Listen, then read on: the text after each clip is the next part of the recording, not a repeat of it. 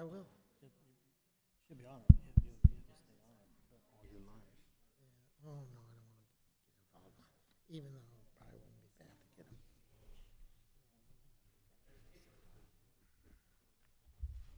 How you doing, Condi?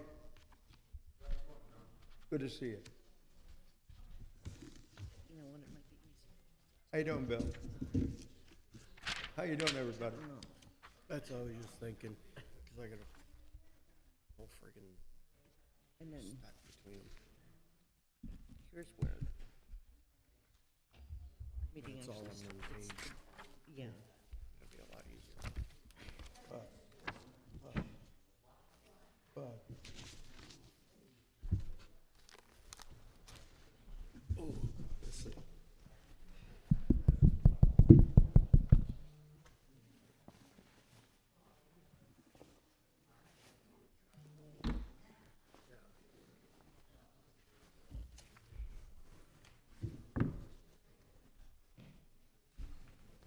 Downside of being left-handed and right-handed.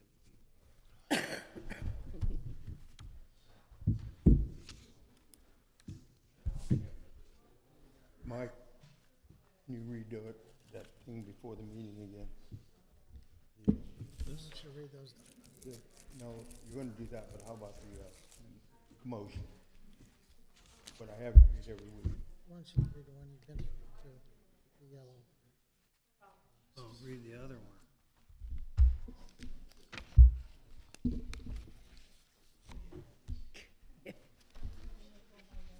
All right, thank you.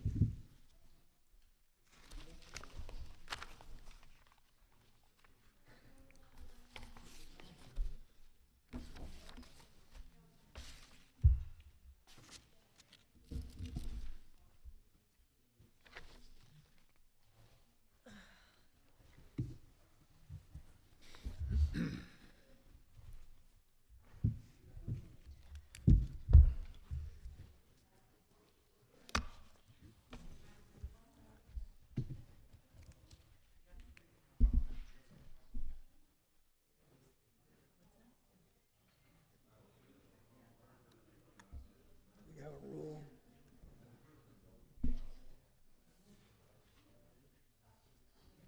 You can't disrupt the meeting. We have a rule. Do you have that, Mike, to read? I do. You have it?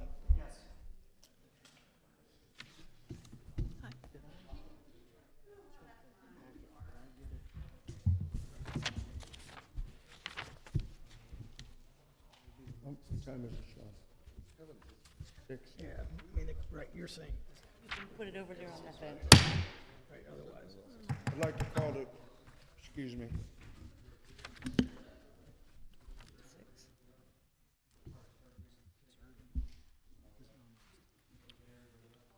You're good, Mike. I'd like to call the order, the regular council meeting Wednesday, November 1st, 2023, 6 p.m. We'll start with the Pledge of Allegiance.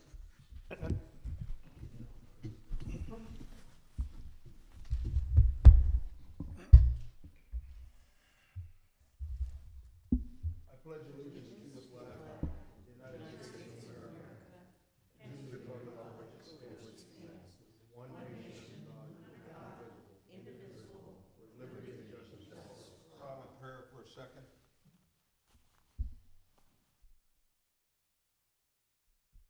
Thank you.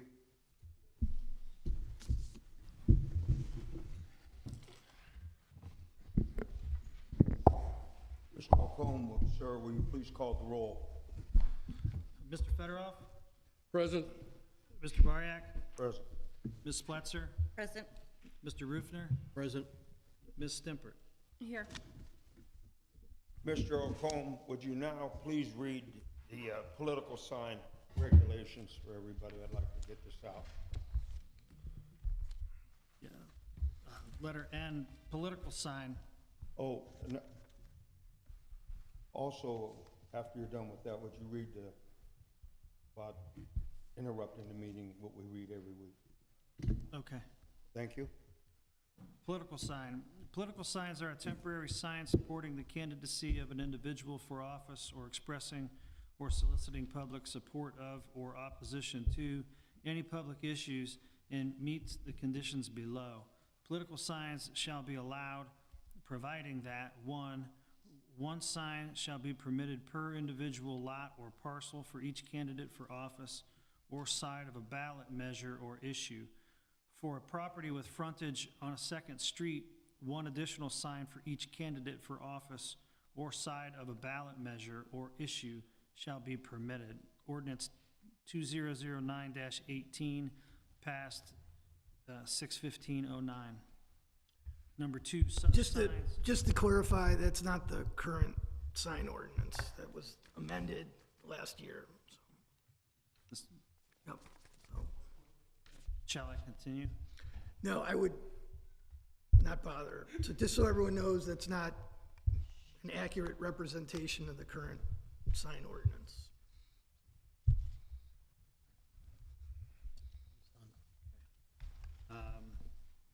The Ohio Open Meetings Act,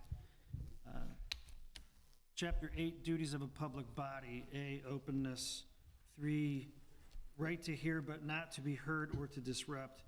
All meetings of any public body are declared to be public meetings open to the public at all times.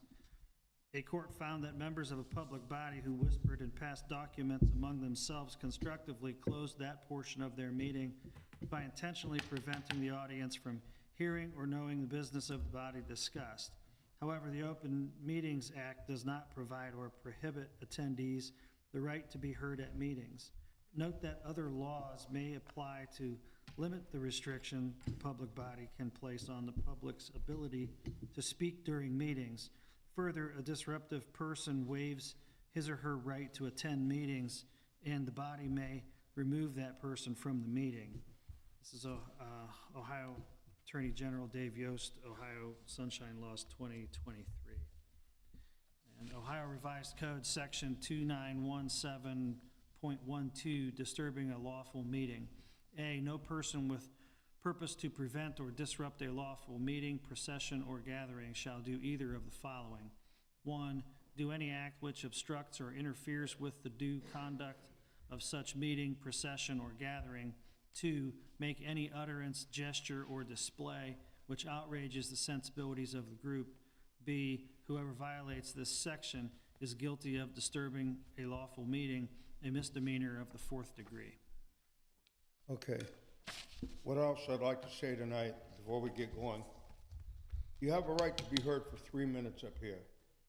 Any outbursts, yelling, intimidation, bullying, and yelling to get your point, we don't need to yell and scream to get your point out. That is a disruption of the meeting, and you will be called for it. Is that the parliamentarian in agreement with me, sir? Oh, yeah. Okay, thank you. All right.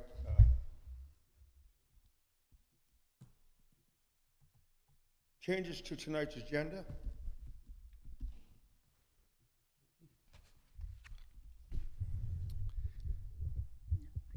You got it? I will let close. Special presentations by staff members or invited consultants. Mrs. Pretty, do you have a motion? Yes, I would like council to make a motion to hear Chief Williamson. He asked if he would be able to present some information regarding the fire district, so I'm asking that council please allow him to speak during this special. I'll second that. I'll make that motion. I'll second that. Seconded. Can I please have the roll call on that? Sir, do we have the roll? I have the roll call, please. Mr. Federoff? Yes. Mr. Variak? Yes. Ms. Spletzer? Yes. Mr. Rufner? Yes. Ms. Stempert? Yes. Go ahead, sir. Thank you, I appreciate it. Mrs. Purdy, I apologize for my procrastination. We've been quite busy, as you can imagine.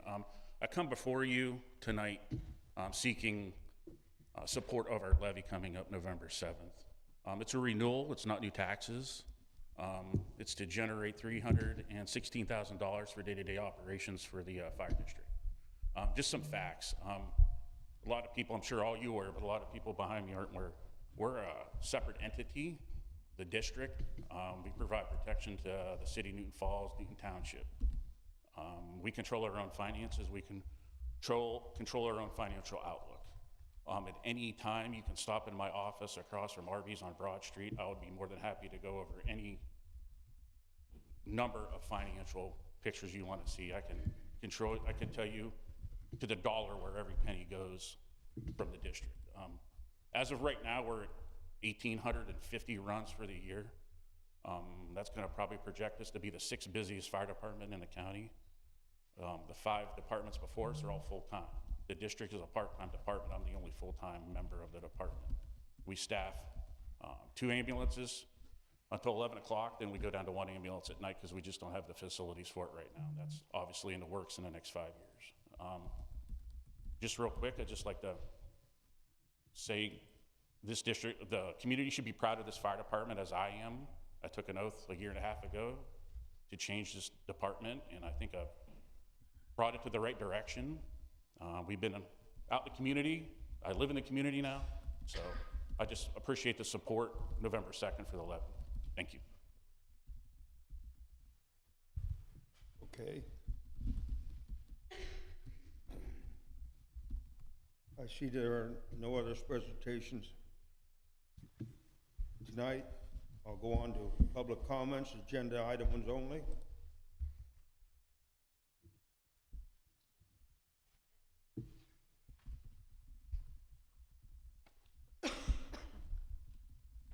Julie Lemon, 609 Ridge Road. I want to speak on Resolution 34-2023. Why are we asking for an advance? This notion alone is utterly absurd.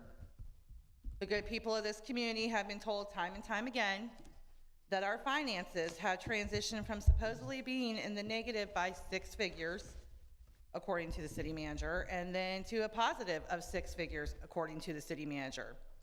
And now we are asking for an advance. This is what I know.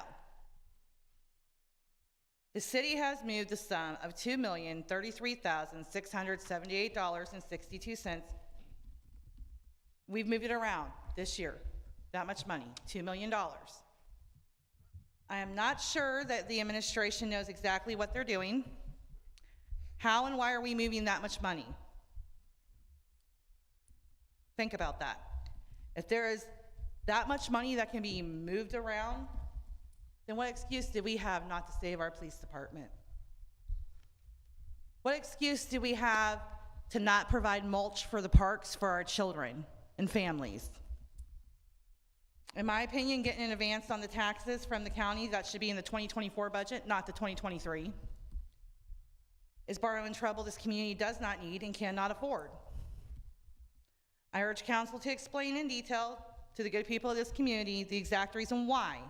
Because the resolution doesn't even state the reason why the money is needed. It just says, let's ask them for this money. Please call a little bit lower, please. Please. I urge the council to explain that to us. Why are you asking for this monetary advance for next year's budget dollars now before 2023 is over? Ordinance 2023-45, the electric rate increase. I've seen the recommended increase for this electric rate, and I have to not laugh about this. And again, I have to ask why? Why the drastic increase? The whole purpose of AMI's smart meter plan was to save the people money. Saving on service fees was one of the main reasons for the plan. What I'm seeing is a $9 per month increase for residential rates. $9 a month. That's an additional $108 a year, $108 more a year for a residential account.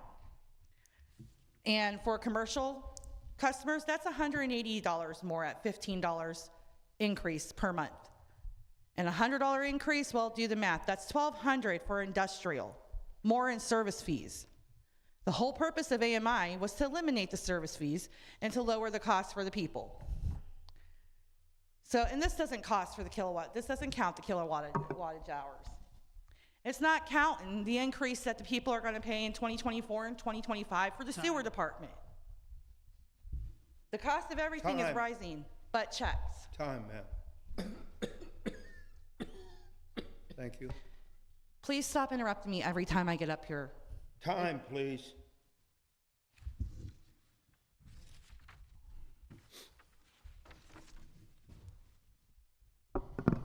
Adam Zimmerman, 515 LeMay Avenue. I'd like to address the contract being offered to Mr. Housley. Just two highlights that we really need to look at. It's $1,500 a week for part-time work. Comes out to $78,000 a year. You break it down, if you go 40 hours, assuming he would work a 40-hour week, that's $37.50 per hour. For someone that's good, it says in here that he may perform his duties remotely, doesn't even need to be here. Let's break this down further. In the past, Mr. Housley's been spending half a day here on Wednesdays, sometimes Saturdays, sometimes not. So let's say he's working 10 hours a week for this village. That comes out to $150 per hour for 10 hours work. For the $15,000 he gets paid regardless of how many hours he puts in. So we have this figure now, $37.50 per hour. Why not charge him that, or pay him that hourly? Make him account for his hours. Make him show us how much time he actually does put in, and pay him what would be equivalent to the 40 hours, for the 40 hours if he would work a full 40 hours at $37.50 per hour. It would be a win-win for the village. It would be a win for him. For a cash-strapped village, $37.50 is a great rate for someone in that position. Mr. Bariak, last year you routinely referred to, or excuse me, not last year, you referred to the previous administration as lame ducks at the end of their tenure. You, sir, fit that description. You are now a lame duck. You are doing what you accuse the others of doing. You said, why saddle the village with these contracts? Yet you're doing the same thing. Mr. Fedorov also fits in that category as a lame duck. You said you would never vote for contracts like this. You looked the whole village in the eye and said you would never, ever do contracts for people like this. So now we see two. How do I know we, as past administration, did things right? You're copying us.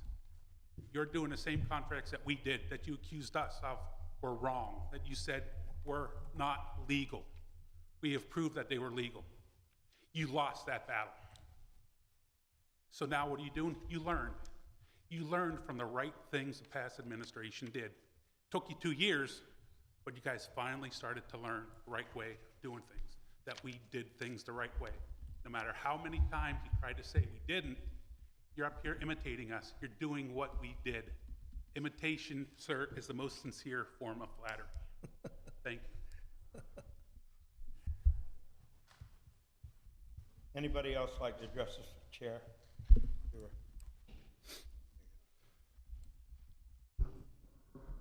Patricia Benitez, 70 West A Street. I'd just like to take this opportunity to compare Mr. Sean Housley's two places of employment. In Newton Falls, he's to get $78,000. Silver Lake, $84,880. Hours worked on site, approximately 8 in Newton Falls. I have no idea what he works in Silver Lake. Household per capita earning in Newton Falls is $55,780. In Silver Lake, it's $245,480. Households in Newton Falls, $1,139. I get this off the census reports. In Silver Lake, $629. The income of Newton Falls City, $6,533,420. In Silver Lake, $154 million, rather than $6 million from Newton Falls, $406,920.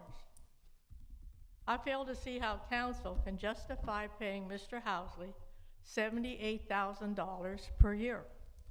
That's quite a nice amount of money. As you can plainly see, there's quite a discrepancy between the two cities. We are paying $78,000 on a city budget of approximately $6.5 million versus $85,000 on a city budget of $154 million. I don't mean he should work for free by any means, but I think $78,000 is quite a bit for approximately 1 day a week. Thank you.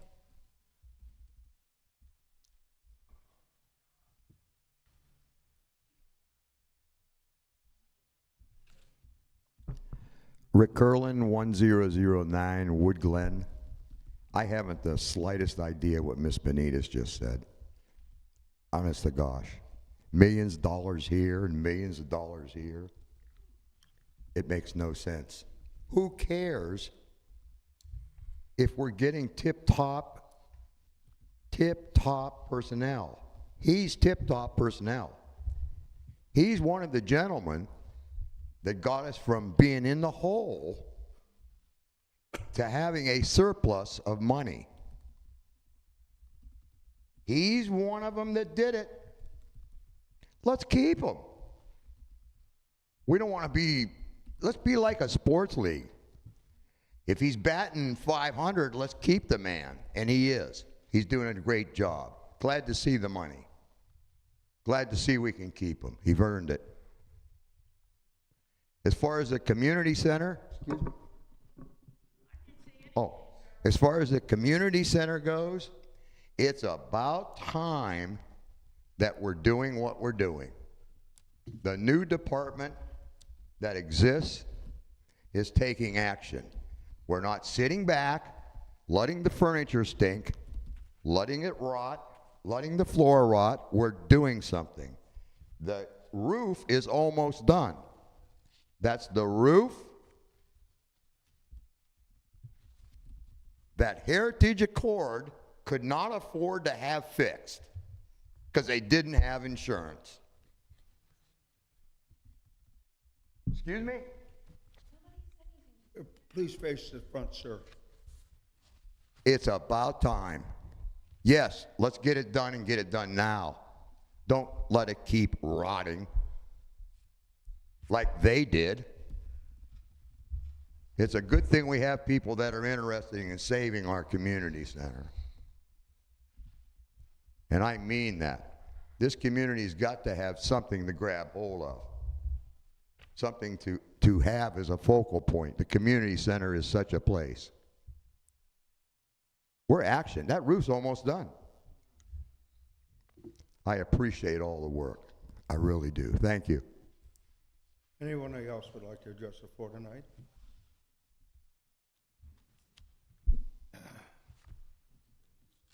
Would anybody else like to address the floor? I'm going to roll this closed. I roll a public comment closed. Reports, I'll start first. Since my name was brought up tonight again, I want to feel that I have to respond. Is it not, we're not talking about flattery. Don't flatter yourself when you leave the city broke. We have not left the city broke. We have brought us back from the brink of state receivership. I'm glad. You ought to say you're flattered with what we've done, not because of the negativity in dividing this community and pointing fingers and lies. You could say what you want, but I'm going to tell you what, I don't want to be, I didn't ask for no praise and flattery. Thank you. Now, acting mayor here. I attended the town hall meeting on the dams, and bottom line was, we've let these dams go too long. We're going to have to make some very tough decisions as a community. Hopefully we can get grants to help us cover this, but the Commerce, I call it the Commerce Street Dam, down there on First Street. It's beyond repair. I want to save it as much as everybody else, but what we discussed at the meeting was that we may have to move it up. The water will be cleaner. We even discussed maybe getting the water, if the state would let us, right out of Lake Milton. That would save us tons of money on cleaning the river water, which it costs us. Also attended the Pluck-a-Duck. It was a very nice time. We raised money for the benches, we had a nice meal. And with that being said, I'd like to go now to council members. Would you like to start, Mr. Federoff? Your Ward 1? Yep. Yeah, I too attended the town hall. I wish we would have had more people there. It was very informative. We had the person in charge of getting grants. We had our water distribution people there. We had the supervisor for the water plant, and went over really telling people just exactly where we're at and what we're looking for to expand, because we are expanding the water situation. We're pumping water all the way up into Farmington. It's not just Newton Falls, little community here anymore. We have a whole area, and we have to watch to make sure that we are putting out a good product at the lowest possible cost. And what we're running into is a lot of this stuff is old and it needs replaced. Mayor mentioned as to where we're going to have to put a new inlet, whether we just go up a little ways or whether we makes more sense to go all the way to Lake Milton. If we just go up a small distance, there's nothing to say that we won't have to in 10 years have to move it again. Hale Creek is a major source of pollution. We're taking care of the one from Scott Street where they were dumping in raw sewage right before the pickup for our water. So we're looking as to correct this so we can actually provide a good product at a whole lot less, because as anyone with a home knows, it just keeps getting more expensive. The water plant itself, we've got made some major improvements. We had some new equipment come in. It's very necessary equipment to know just exactly where we're at, because we were at the point to where we didn't know how much water we had in the tower. So with the new equipment, we'll be able to figure out what's going on. With the water distribution, we're looking at possibly expanding water lines. I know where I live over on Ridge Road there, First Ward, we're continually tearing up State Route 534, because what happens is that line is not big enough.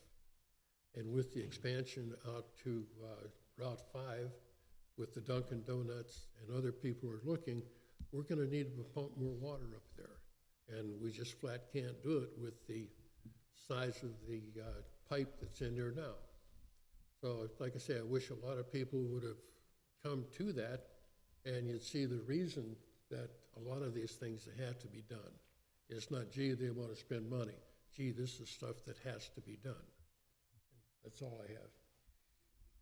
Mrs. Fletcher? The only thing I have to report is I also attended the Pluck a Duck event on October 22nd, and that's all. Mr. Rufner?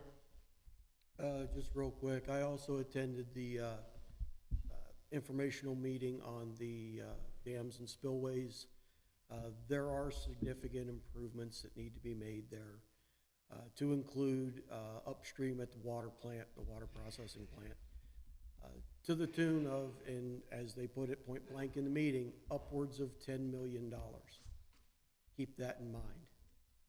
So we're facing a potential expense, incurred cost, whatever you want to call it, of $10 million. Hopefully we can get grants. Hopefully we can get things to aid and assist in that. But like everything else, no guarantee. But I just want to be open and honest, put that out there. The number that people are going to want to know is we're looking at a significant cost for an increase on that to do the upgrades and repairs. So that's all I've got. Mrs. Stemper? Yes, thank you. I'd just like to kind of piggyback on Chief Williams' comments about the levy. It is just a renewal, there's nothing new. Their runs have increased. We are the 6th largest in the county. He has a phenomenal staff. He's really brought a lot of good morale to the staff. They do a great job, so I'm hoping everyone will consider that levy when they go out to vote. And then the second thing is their annual turkey raffle and adult cooler raffle is Friday, November 17th at 7 o'clock, and that'll be at Station 1 across from McDonald's. If anybody would like to come out and attend that and support them. That's all I have. We'll go on then to the finance director. Sir, do you have anything? October's closed. The reports have been emailed out to all the council. I emailed them out to Mike. They've been sent out to the web host. I would hope that they would be uploaded within a few days. And besides that, I have nothing else to report. Any questions for the finance director?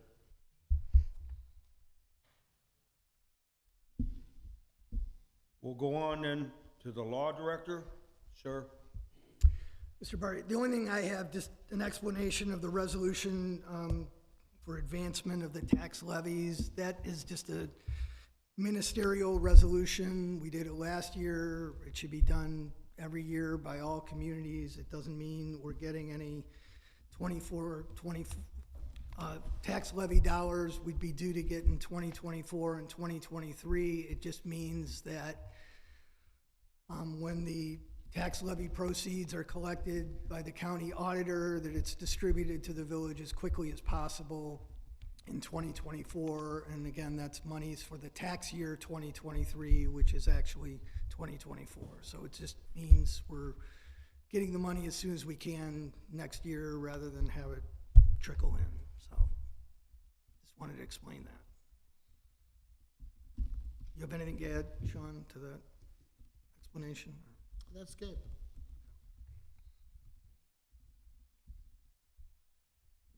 Are there any questions tonight for the law director? May I address the law director? Yes, you have, go ahead. Thank you. Attorney Brian, just a couple questions. I know there's been some statements made as far as with the upcoming election. I know when I sat on a different board and then was elected to this seat, I was asked or encouraged to start here earlier, like after the votes had been validated. So can you just clarify what that looks like for the appointed position that Mr. Fedorov is sitting in? I can provide counsel with an opinion on that very soon. I'm aware of the precedent of the Splitzer case and still doing additional research, and I'll provide an opinion to council very soon. Okay, thank you. That's all I have.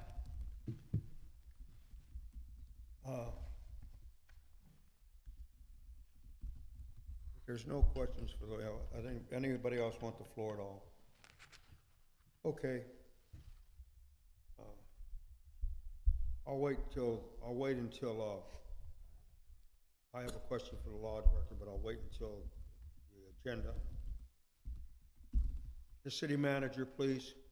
Would you like to say anything, Mrs. Pretty, at all tonight? Yes, I've got a number of things that I want to go over.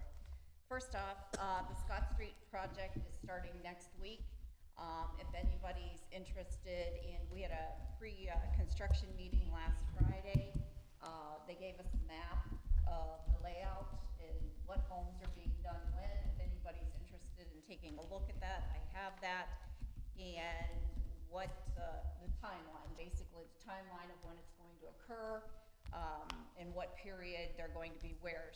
So going out West River Road, there's going to be a lot more construction vehicles out that way. So, you know, I don't know people out that direction. They may want to look for different avenues to go around because there's going to be a lot of construction work and heavy equipment out that way. So there's that if anybody wants to take a look at that. Also, you guys were given tonight the sheriff's report. You should have a copy of that on your desk, the actual sheriff's report and the number of calls, so you have that.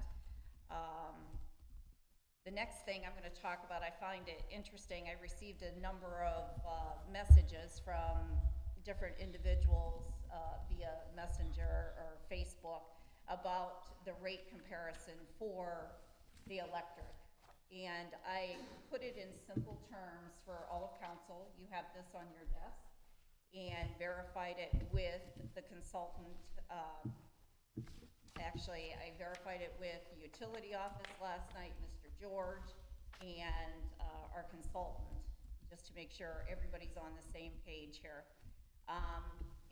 Just to go through it very quickly, the rate comparison, the current rate that's being charged is 0.12690, and they're basing that, if you look at the information that was posted on Facebook, which is the chart that everybody saw, and they're basing it on 600 kilowatt hours, the total amount of your bill would be $76.14 based on the kilowatt hours. The proposed rate is going to 0.13200, same 600 kilowatt hours. It goes to $79.20 for an increase of $3.06. I think where everybody's getting confused is if you look at the service charge of $7.50, there's a debt service charge of $4.25, and then the PCA charge of $4.92. What people are not doing is adding those numbers together because that is on their current bills, for a total of $16.67. With the new rate, the service charge is all inclusive of those numbers, being the PCA, the debt service, and the service charge of $16.50. There is no 100%, 50% increase, whatever you want to call it. It's actually a decrease of 17 cents. So on average, based on the 600 kilowatt hours, if people are using 600 kilowatt hours, your overall bill increase will be $2.89.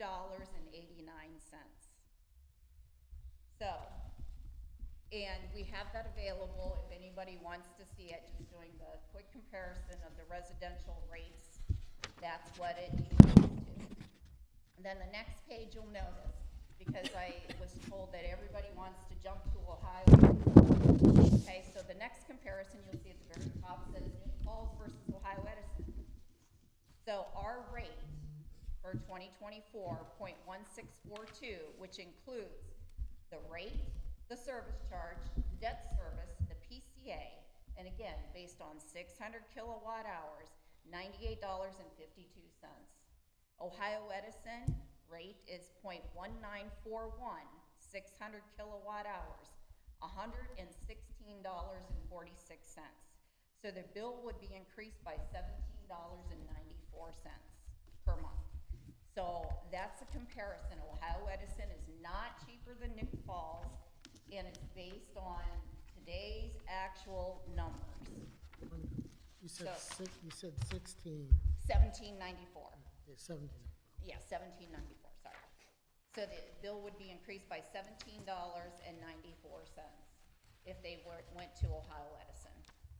So those comparisons are available for anybody who wants to see them. So the panic over the electric rate is not the case in what people are making it out to be. Those are the numbers based on the actual sheets that everybody got.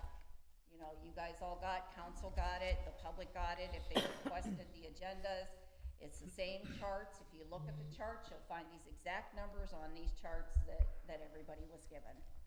So the panic over the electric rates is not there. It's $2.89 is what your average bill will increase based on 600 kilowatt hours. Obviously, if they use more than 600 kilowatt hours, it's based on the number of kilowatt hours you use, but that's the average that they say most people use is the 600 kilowatt hours.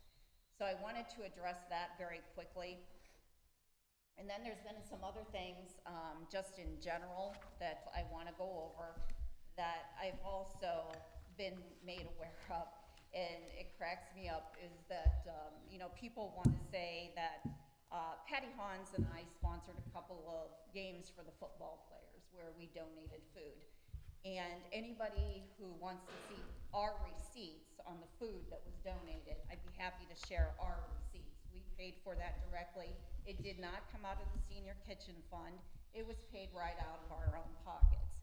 And the same thing with the community bench program or the veterans bench program, because receipts have been asked for saying that we're spending money out of there.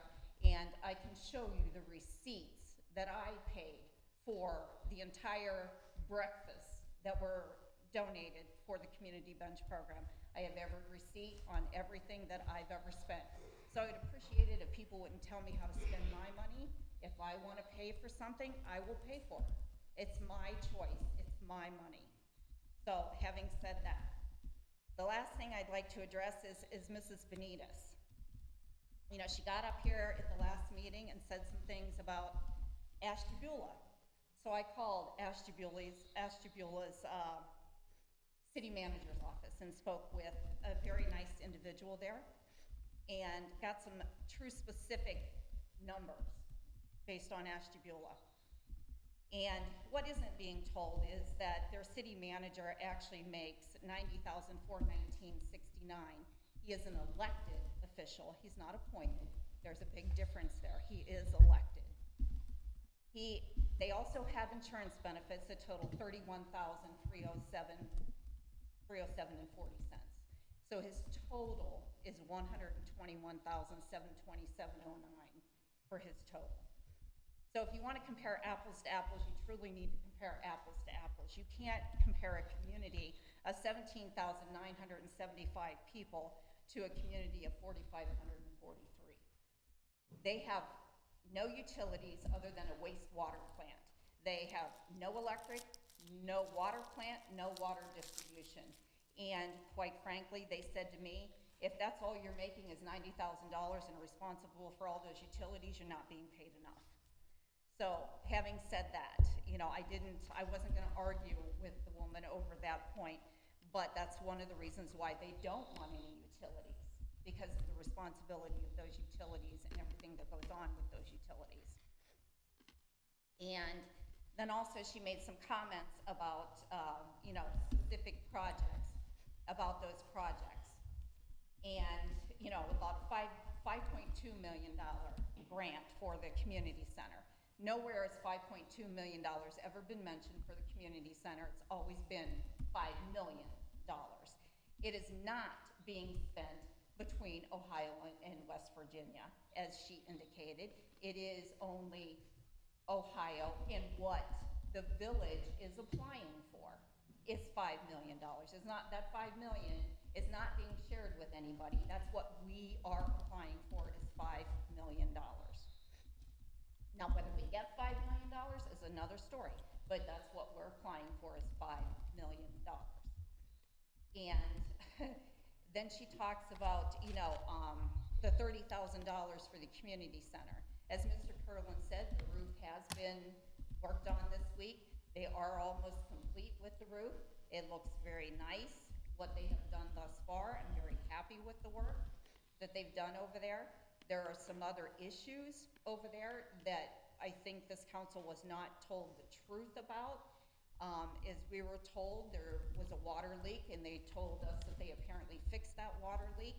The water department went in there after the Department of Historic Sites and Structures had its first meeting. I asked the water department to go in there. There's a major water leak under the great room. Major water leak, gushing water under that floor. So now the next thing is we got to look at seeing what we can do to fix that major water leak that is under there that we were told was repaired and was never repaired. And water distribution ended up telling me that the pipes that they did install in that basement are not correct. They are not commercial water pipes that were installed. They installed residential PVC pipe instead of doing the correct copper pipe that's supposed to be in that commercial building. So there are issues over there that are far beyond what anybody really realizes with what is going on over there. So, seeking the $5 million, I don't understand why anybody in this community would want whatsoever to stop this community from being able to get that type of grant. But there are still people who call, Mrs. Lemon being one of them, who wants to try to call and harass these people and try to stop this community from getting $5 million. Why? I have no idea why you would continue to do that. This is for this community, the betterment of this community, and it needs to come here.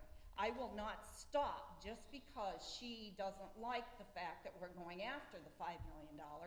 I will continue to move forward with that $5 million grant and also with the $2.5 million one that we've applied for the river project.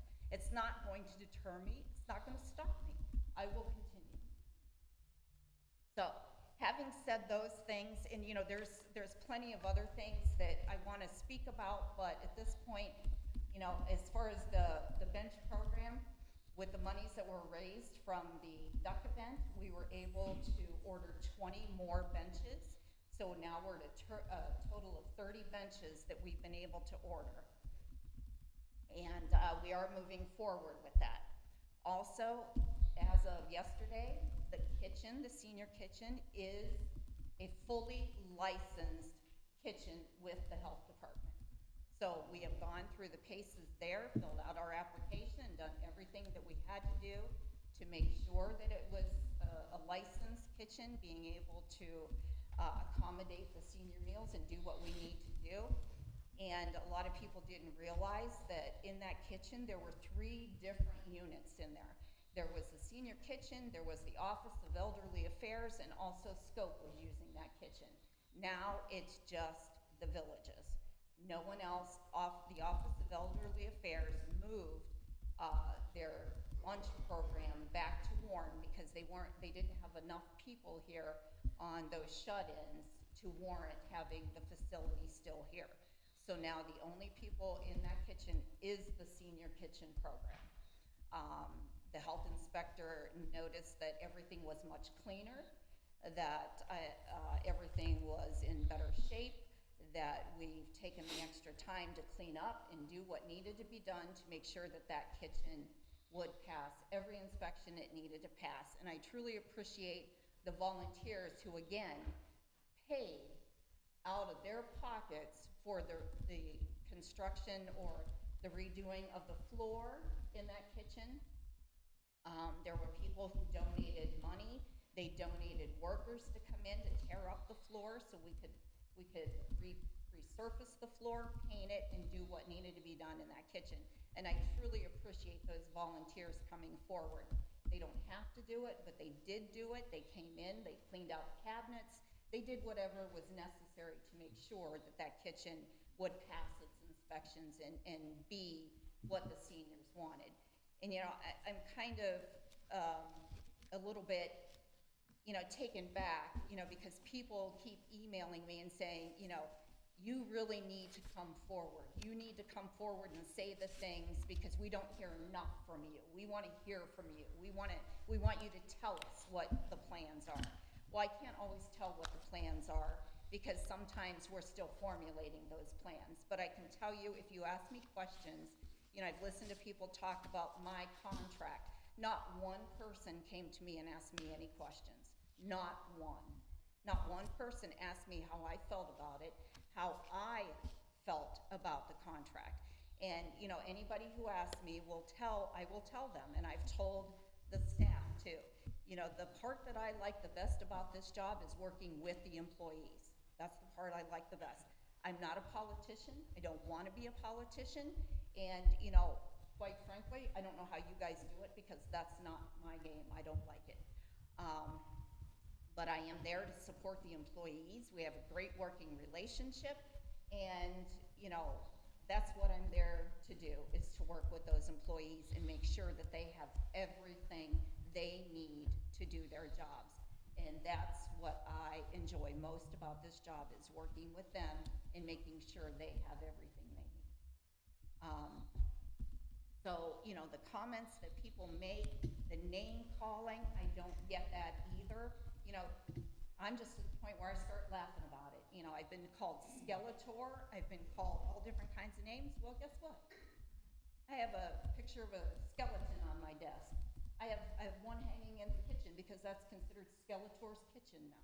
So, you know, you're ridiculous in your name calling. I don't know why people have to name call. There's no reason for it. We are adults here. We should be able to talk like adults and have conversations and speak with people even though they're hard subjects. You may not like what I have to say. I may not like what you have to say. I do that every day with these people up here. You know, I yelled at John yesterday, you know, for something he did. And, you know, he just kind of looked at me. But I'm not afraid to say what I feel. And that's part of why I do what I do, is that I'm not afraid to say what I feel. You may not like it, but I may not like what you have to say, but I can still work with you and do what needs to get done. So, having said those things, if you have a question, I'd be more than happy to answer it if I can answer it. If I can't answer it, I'll see if I can get the answer. But, you know, for all this name calling and behind people's backs and everything else, it's uncalled for. This is a community. You know, when people talk about this community, and I've lived here my entire life. Have I lived within the village? No. I'm a township resident, have always been a township resident my entire life. Just like everybody else. A lot of people, I grew up in East River Gardens. I was there till I was 10 years old. My family moved out to 534. That's where I grew up, was in the township. But not once in my lifetime have I ever said I was from Newton Township. I've always said I'm from Newton Falls. Because I graduated from Newton Falls, I went to school here, I've lived here my entire life. I consider myself a Fallite. Just because I don't live in the village does not mean I'm not from Newton Falls. And I think that's one of the things wrong with this community, is that you find separation of who you are. And that's not what it should be about. We are all from Newton Falls, regardless of whether we are from the township or this village. We are here to work together.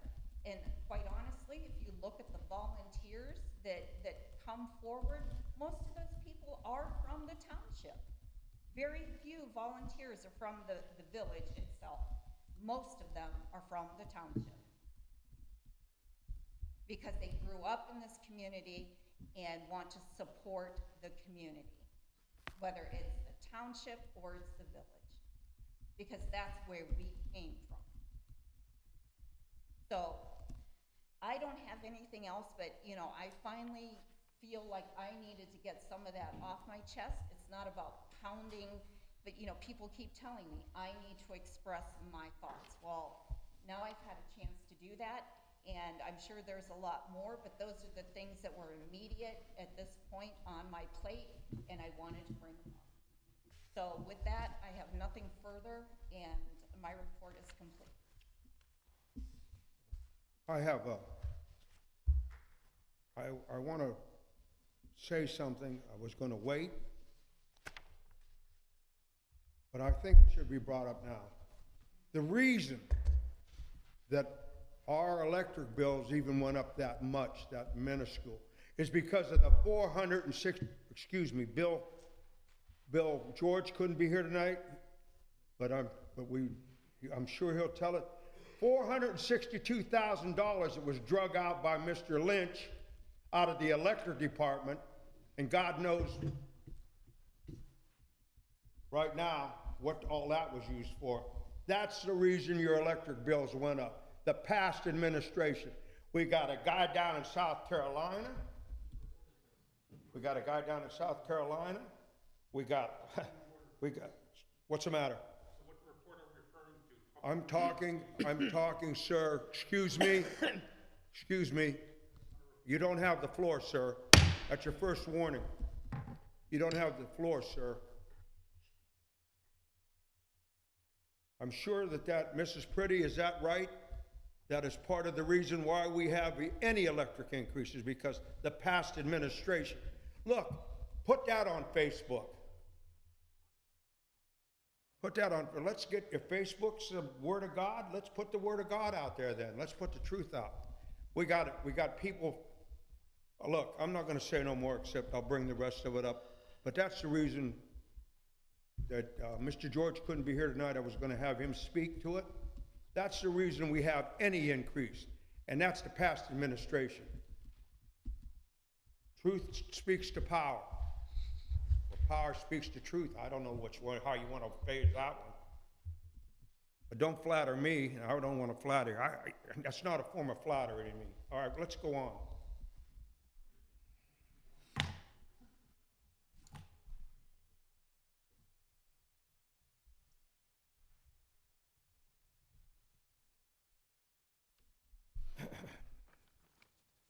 We'll go on here then to approval of previous minutes. Do I have a motion to adopt the minutes?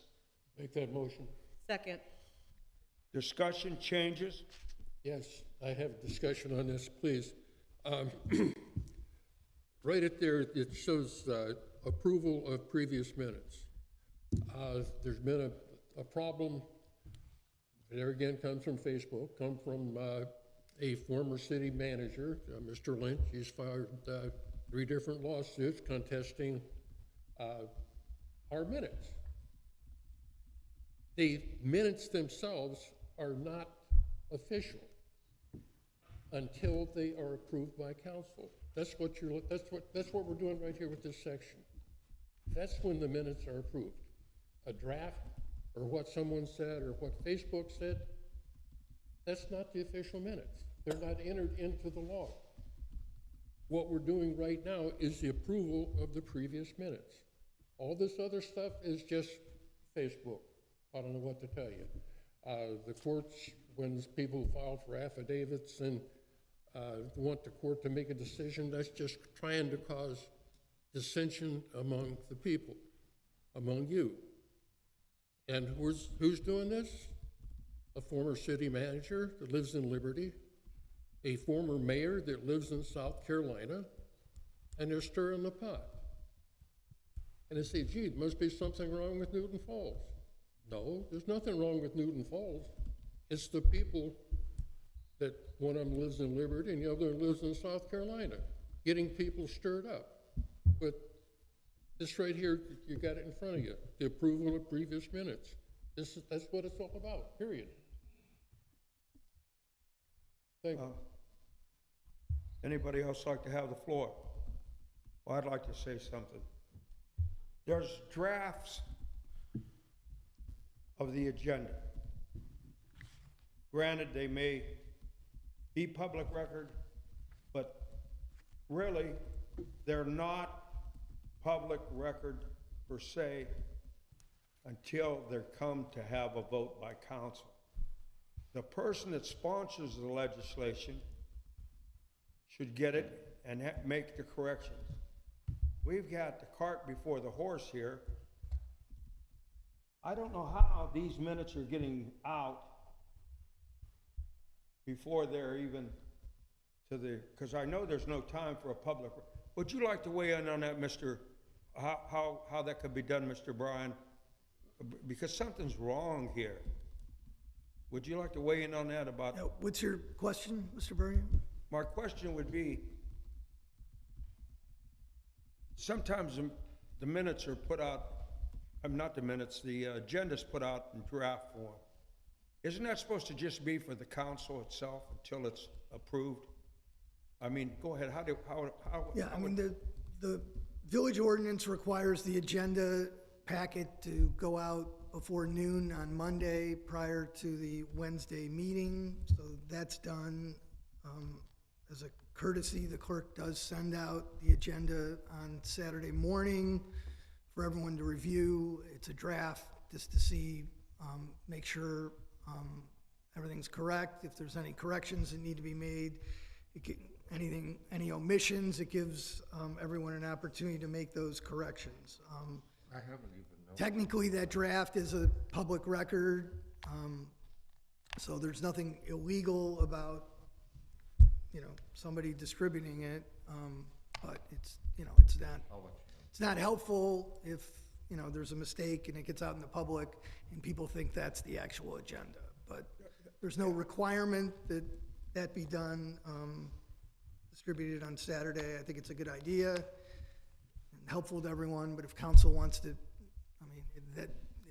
it's not legally required, and if council wants to do something different with respect to when the agenda comes out, council can do that. We passed the current legislation at the beginning of the year, and like I said, that's up to council. There's always the issue of you want to give enough notice to everyone on council and the public about what's going to be on the agenda before the meeting, but you don't want it too far in advance where you're not allowing things to get on the agenda that need to get on the agenda that you don't want to have to wait another 2 weeks to get accomplished. So I hope that answered your question. My question, sir, would be on this deal with the minutes. That could have been corrected on the floor the night of the meeting, but we had Mr. Klein, Mrs. Stemper, and Mr. Lynch and them all filing affidavits and getting this community in an uproar. For what? We've always corrected agendas on the floor. Can't we do that on the floor? That's my question, sir. Couldn't we have done that on the floor? It can be done before on the floor. If Mr. McComb issues a draft, somebody sees something that they think is a mistake, they can raise that issue with him, and if he agrees, he, is fully willing to change the agenda and get it updated or changed by the time the agenda comes out on Monday. Then after that, yes, there's an opportunity. They're presented to council at the meeting. People are free to make amendments and changes, and then council will vote on it and get corrected that way. But there's certainly, in my experience with Mr. McComb, there's never been any intent to do anything inaccurate. I know he works hard to try to get the minutes correct. Sometimes, with the changing of dates of meetings, he can't always make it if he has a previous commitment, and I know it's doing minutes for other communities myself. It's often difficult if you're not here in person and you're doing it from a tape. Sometimes it's hard to hear and to know exactly what happened, and I know he does his best, but if he makes a mistake, he's willing to go back and listen to the tape again and try to get things right. So it's a collaborative process from everyone to get the minutes right. I have one other question. Couldn't the city manager only send the agenda to those that are sponsoring the legislation so they can make sure that the legislation that they sponsored is in the form they want?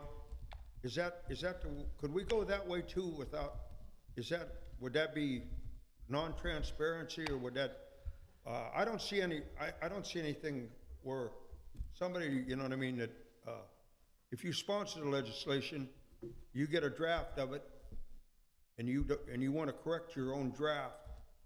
Shouldn't that be the way it is? Could that be the way we could do that, sir? That could be the way it's done if that's what everyone wants to do. At this point, there's no legal requirement that a draft has to go out on Saturday. I think that's helpful to everyone, but if that practice, wants to be discontinued, that can be discontinued, so. I understand, because Unless somehow council decides to amend the this ordinance. information is leaking out for it's not good to the public, just like this electric rate. It's not good for the public, it stars a lot of controversy, it upsets the public, and is that what we're trying to do? No, we're trying to do business here, that's what I'm saying. I mean, legal business. I don't know, I think what council should want to be able to take a look at this. Is there anybody else before we're on the minutes, the approval of the minutes?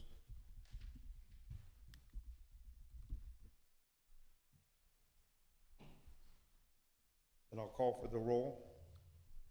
Ms. Stemper? For October 6th, minutes 2023 first.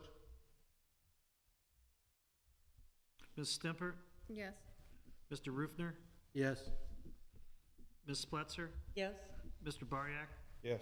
Mr. Federoff? Yes. Then we'll go to the regular meeting minutes of October 18th, 2023. Any discussion anymore? Anyone? Okay. I'll call for the roll. Mr. Federoff? Yes. Mr. Bariak? Yes. Ms. Spletzer? Yes. Mr. Rufner? Yes. Ms. Stemper? Yes. Okay. I rule that part of the meeting closed. Under public hearings, ordinance 2023-43, Mr. Ocone, would you read the ordinance by title, sir?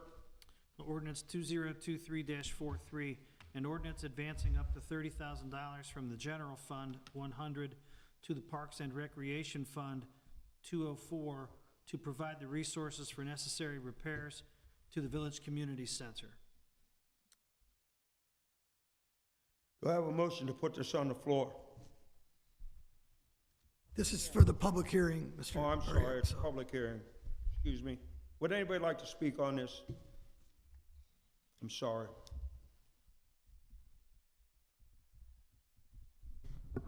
Adam Zimmerman, 515 LeMay Avenue. I'm just still very confused. We've heard various explanations on why, from you guys here, why we have to do this, but this is all covered by insurance. So why are we paying before insurance pays us? I'm sorry, but I still don't understand that. Has insurance approved everything? Are we waiting for insurance still to approve it? Are there some things that insurance didn't approve that we need to cover? I mean, I just don't get that. That why are we forwarding money that's gonna be reimbursed by insurance? That to me just makes no sense whatsoever. Thank you. Julie Lemon, 609 Ridge Road. I hope I word this right. I have heard of insurance companies paying the contractor or the vendor who is, doing their repairs. Why are the taxpayer dollars being shelled out for something the city has not received when it comes to monetary funds? If we have not received the insurance check, then you should have left the tarp on it, protected it as best we could, and waited for the check. If that's the way it comes, because I really don't understand, why the insurance company wasn't paying for the repair person or the vendor, or the contractor, whatever. Why is the city paying that and not the insurance directly? That's all I got. Would anyone else like to speak?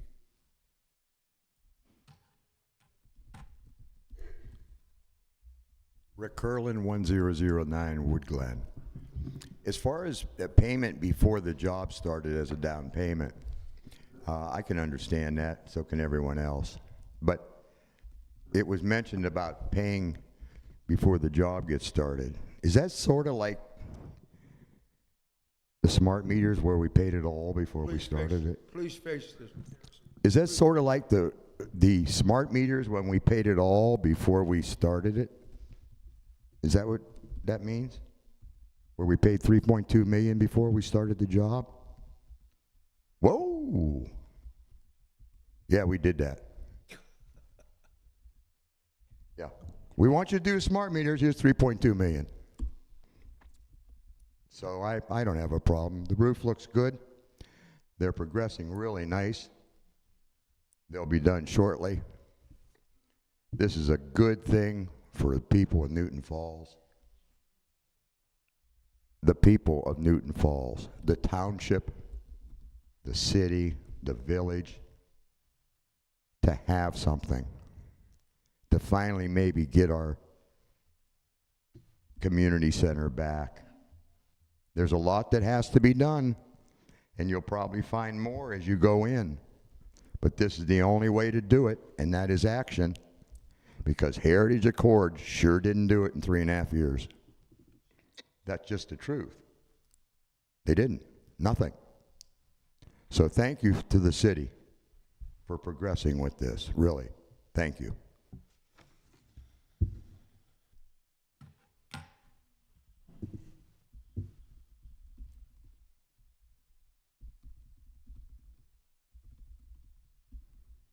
Honey Bright, 326 Washington. I'm curious also, how much was the roof? Was it bid out? Is there some kind of thing where it was bid out? Because if we're paying for it, what was the cheapest bid? What was the most expensive bid? Because it's anything over 25,000, there has to be bid, correct? And most of the people, right, I'm not gonna blame it on what someone else did. I had my roof done because of storm damage, and they paid. I never paid a dime. I had to pay my deductible. Who's the bid? Who's doing it? What bid? 25,000 up, it's gotta be bid. If I read it right. Anything under 25,000, you have the right to do that. But who did we hire? Who did we hire? And where's the bids? I think where I work at, and I worked for the state and retired yesterday, we had to get like 3 to 5 bids.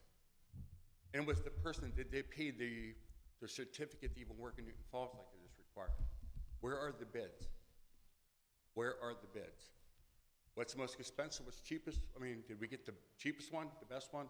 What are the bids? Anything over 25,000 should be a public, should be able to see the bid.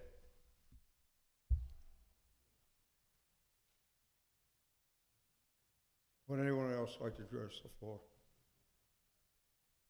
Ms. Faria, may I address? Yes, sir. Ma'am. I'm sorry. Check again. I didn't have my glasses on. I would like to address the issue with the insurance. Our insurance is through a joint insurance pool, which is totally different from your residential insurance or commercial insurance. Is a joint insurance pool with a lot of other entities involved in that pool just besides Newton Falls. They do not ever pay the vendor. The monies come directly to the village as a reimbursement, which, if I'm correct, Mr. Housley, the check was received last week. And since there was storm damage to most of the village roofs, different departments, the electric department, the water plant, all during the storms back in March and April, is that the insurance filed it as one claim for all of the buildings as opposed to individual buildings and took one deductible. So the breakdown is available for anybody who wants to see it on what those roofs were. The original bids, it was bid out. The original bid came in for the community center alone was $82,000. We received another bid for $53,000, so we approved the $53,000 bid. And the insurance carrier gave $55,000 towards the roof. Now, if there's any other damage that they find, because the community center was the only complete roof replacement that was done, the rest of them had a little bit less minor damage, so they were able to fix and match the shingles and do what needed to be done. But each department received between 2 and 3 bids for their roofs, and they are on file. Mr. Housley, did you want to say something in regard to that? Go ahead. Yes. Please speak up, sir. Yes. I asked for the advance because the Parks Fund didn't have the $18,000 in cash at the time. The contractor needed it just to get started. And I did not know at that time that we would receive the check as timely as we received it. I think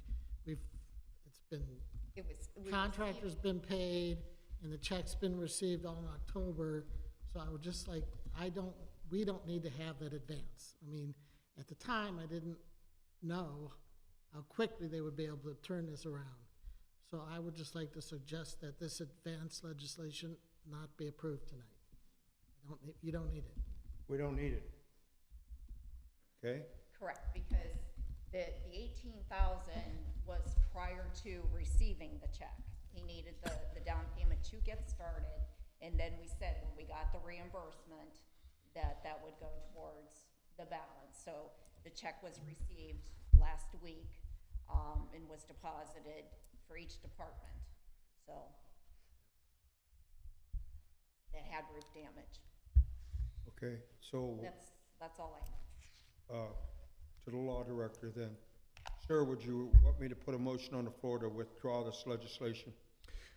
That would be the easiest. We don't technically, but just I for can't clarity hear you, purposes, yes. Ask for a motion to pull it from the agenda. Okay, do we have any other,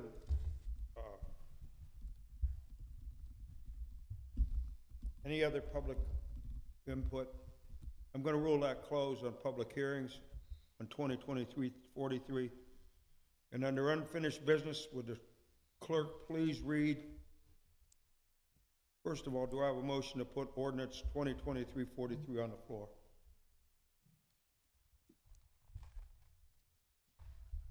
You say we should put it on the floor, sir?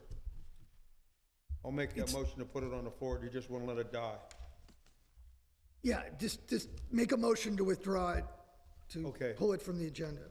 All right, I'm gonna make a motion then to withdraw this ordinance, 2023-43, because we've got the money. Do I have a second on that? I will second. Discussion?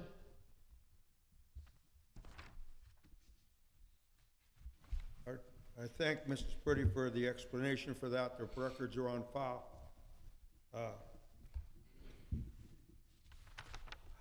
I like transparency myself. Did we take a vote? No. Did we take a vote? Excuse me. I think this is the way to do it, what the law director said.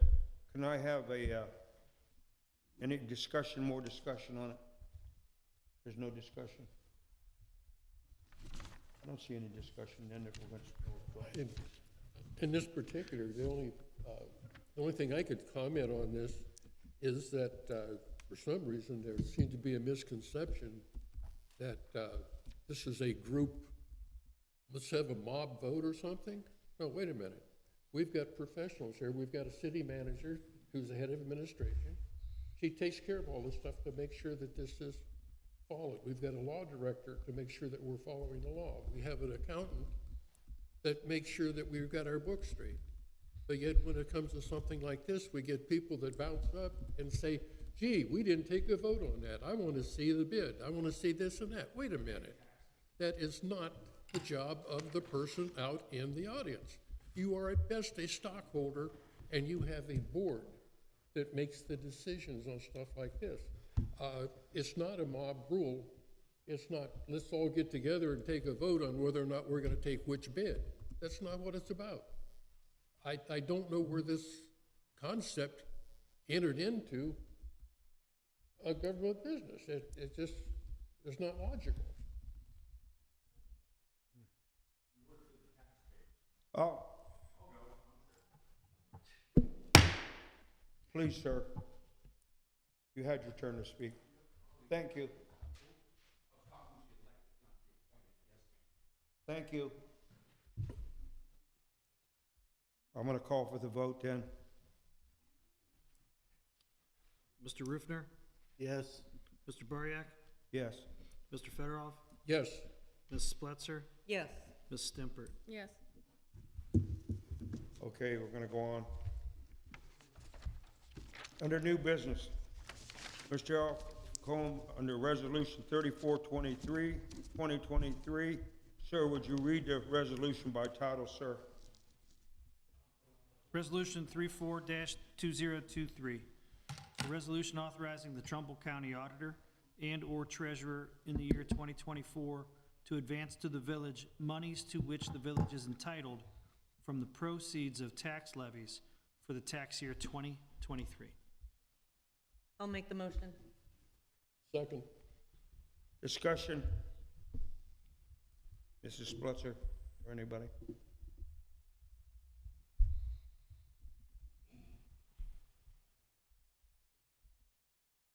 Mrs. Pretty, or would you like to weigh in on this at all?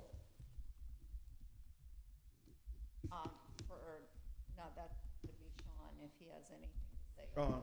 No, Brad did a good job describing it. The tax levies. All right, if there's no other discussion, under 34-2023, we're going to call the roll. Ms. Spletzer? Yes. Ms. Stimpert? Yes. Mr. Federoff? Yes. Mr. Rufner? Yes. And Mr. Bariak? Yes.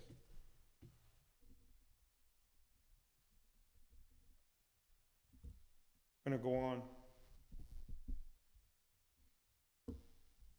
to Resolution 35-2023. Mr. Alcombe, would you please read the resolution by title? A resolution authorizing the Ohio Department of Transportation to perform deck sealing work on SFN 7807260 TRU-SR 534-4.106 bridge over the east branch of the Mahoning River in the village of Newton Falls. Do I have a motion to put this on the floor? I'll make that motion.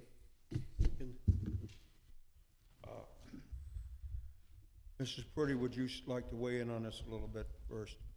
Again, this resolution and the next one are just the state doing some resurfacing and repairs on 534 since it is a state route. And we just have to give them our permission to do so Right. through the village. So it's just standard. Okay. Do I have any other discussion on this? Can you please call the roll on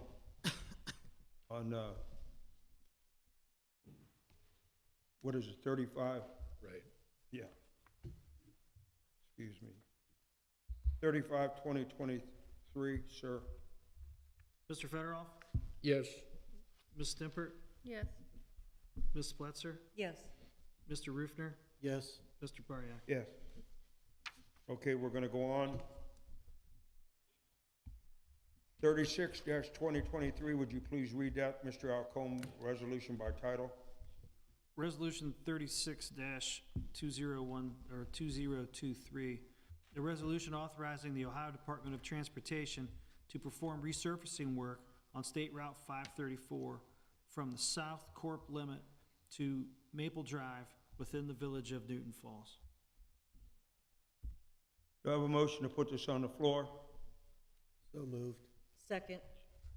Discussion?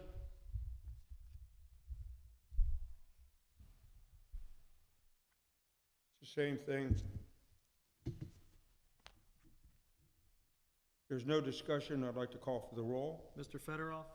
Yes. Mr. Bariak? Yes. Ms. Stimpert? Yes. Mr. Rufner? Yes. Ms. Spletzer? Yes. Okay. Motion passes. Ordinance 2023-44. Would you please read that one, sir? Ordinance 2023-44, an ordinance authorizing an amended employment agreement with Sean Housley for serving as the Village Director of Finance. Do I have a motion to put that on the floor? I'll make the motion. Give it, yes. I'll second. Okay, discussion? May I have the floor? Yes, sir. Yes, ma'am. Mr. Housley was originally hired part-time, and we had multiple conversations where he was going to be training someone else and they were going to be taking over. And that was over a year ago. I'd like to address Mr. Housley. Are you able, if I was to request the hours that you put in on a weekly basis, like do you clock in, do you clock out? Is there any tracking of your hours that you put in, whether it be in-house or out-of-house? You can make that request, yes. You could provide that. Okay. How many hours on average, just off the top of your head, do you put on here in the village? You'd have to get the record. Okay. Thank you.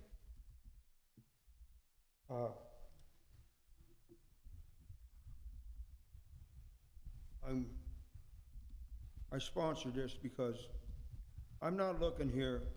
Mr. Housley is also breaking in a person to take over the job. He receives no benefits, and he has brought us back from the brink of state receivership. Now, with that being said, I feel that there's a lot of stuff that's happened, that we've moved forward, tremendous, moving this village forward, that he's been instrumental in, and I would like to keep him on to complete these projects, just like Mrs. Pretty, because really, Mr. Housley doesn't want a full-time career here. Neither does Mrs. Pretty. But I feel they've earned the right, both of them have earned the right to continue to move this village forward. And no one can say that we haven't moved forward. Would there be anybody that wants to speak on this besides me? Yes, I do. I don't know here, maybe I look at stuff differently. We're hiring a professional.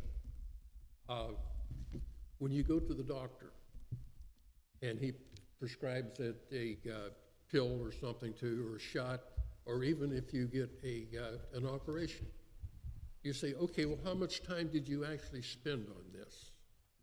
No, the man spent an entire life getting the education and the knowledge to know how to do this. We're not hiring someone to dig a ditch or to paint a room. We're hiring someone's knowledge, their experience, their ability to complete a job. And that's the way it is with our finance director.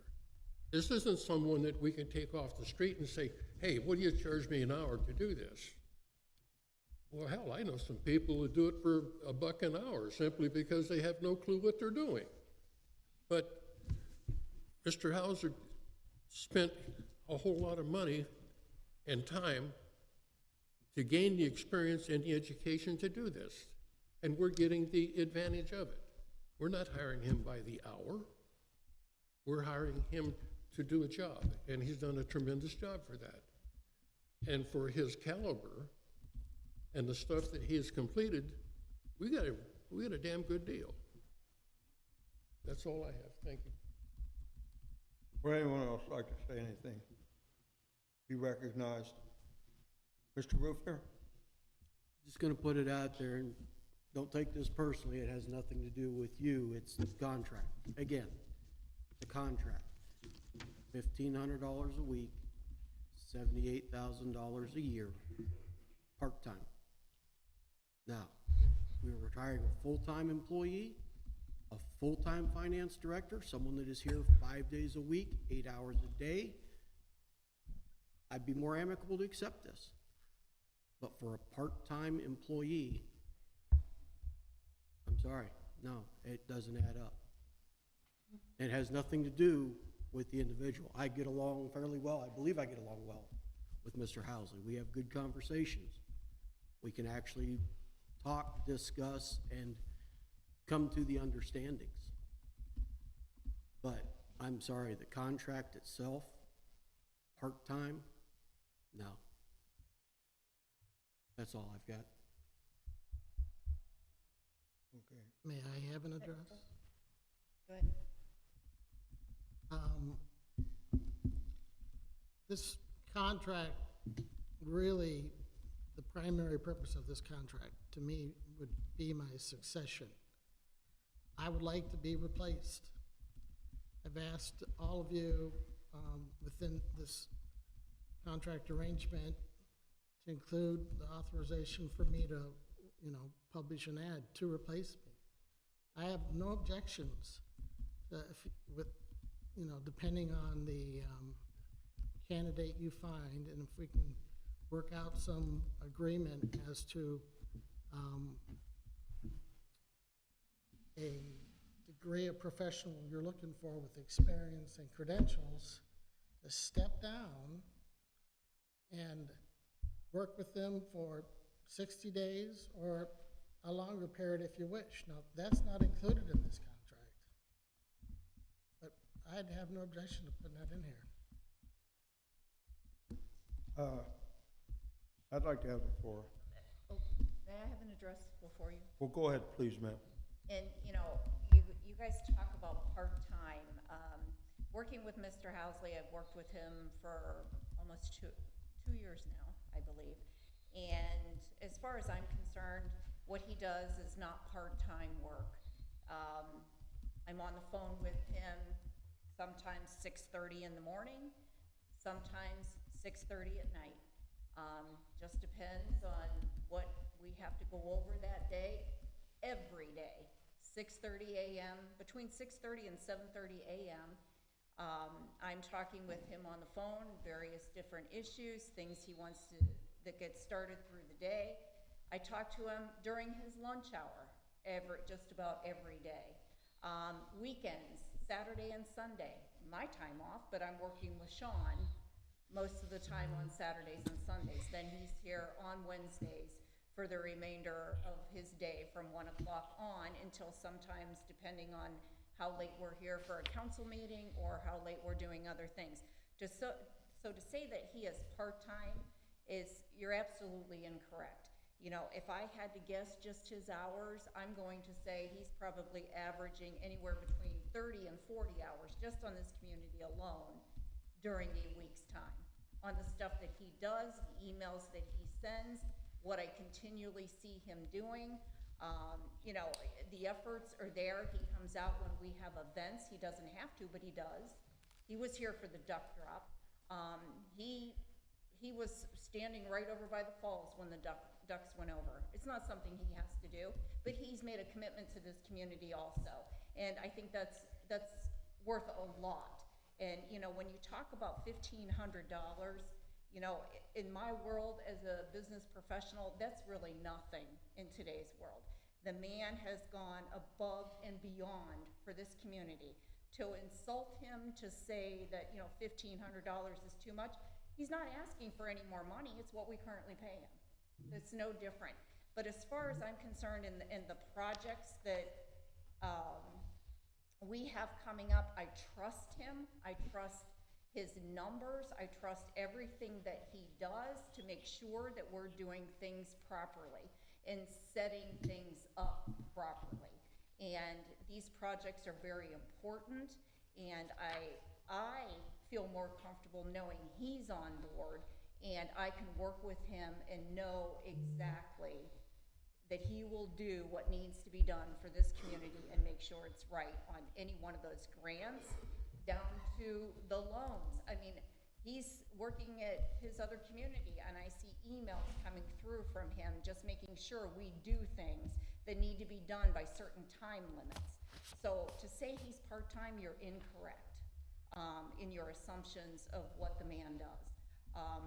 On his off hours, he's calling me. When he's not clocked in, he's calling me or going over things, a budget, and talking to me about numerous things.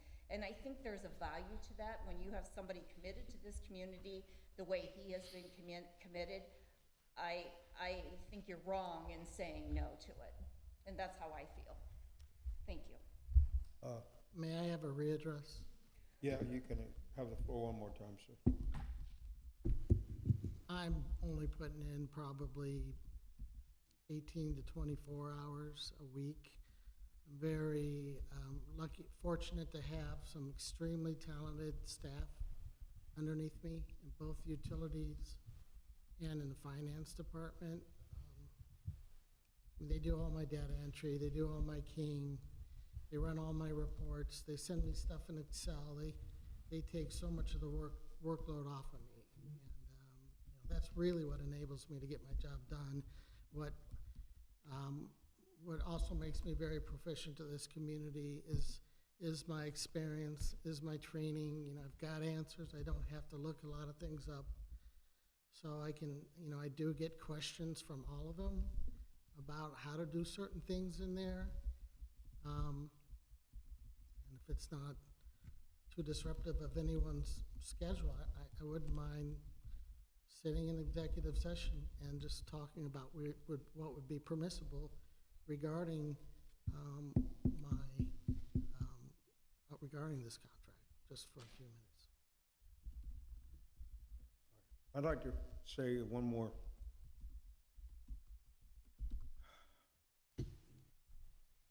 When the last administration left,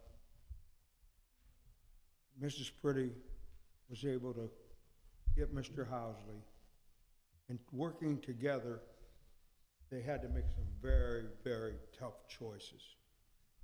We even cut the newspaper, the city newspaper. We don't get that anymore. We made some hard choices. And Mrs. Pretty and Mr. Housley working brought this city back from the grave. Now, Mrs. Munson was the finance director before. People got to remember, she got hospitalization and everything else. Our total staff now has been cut thousands. We don't have secretaries making 72.5 a year plus benefits. What I'm trying to say is that he has done a tremendous job, and I'll tell you what.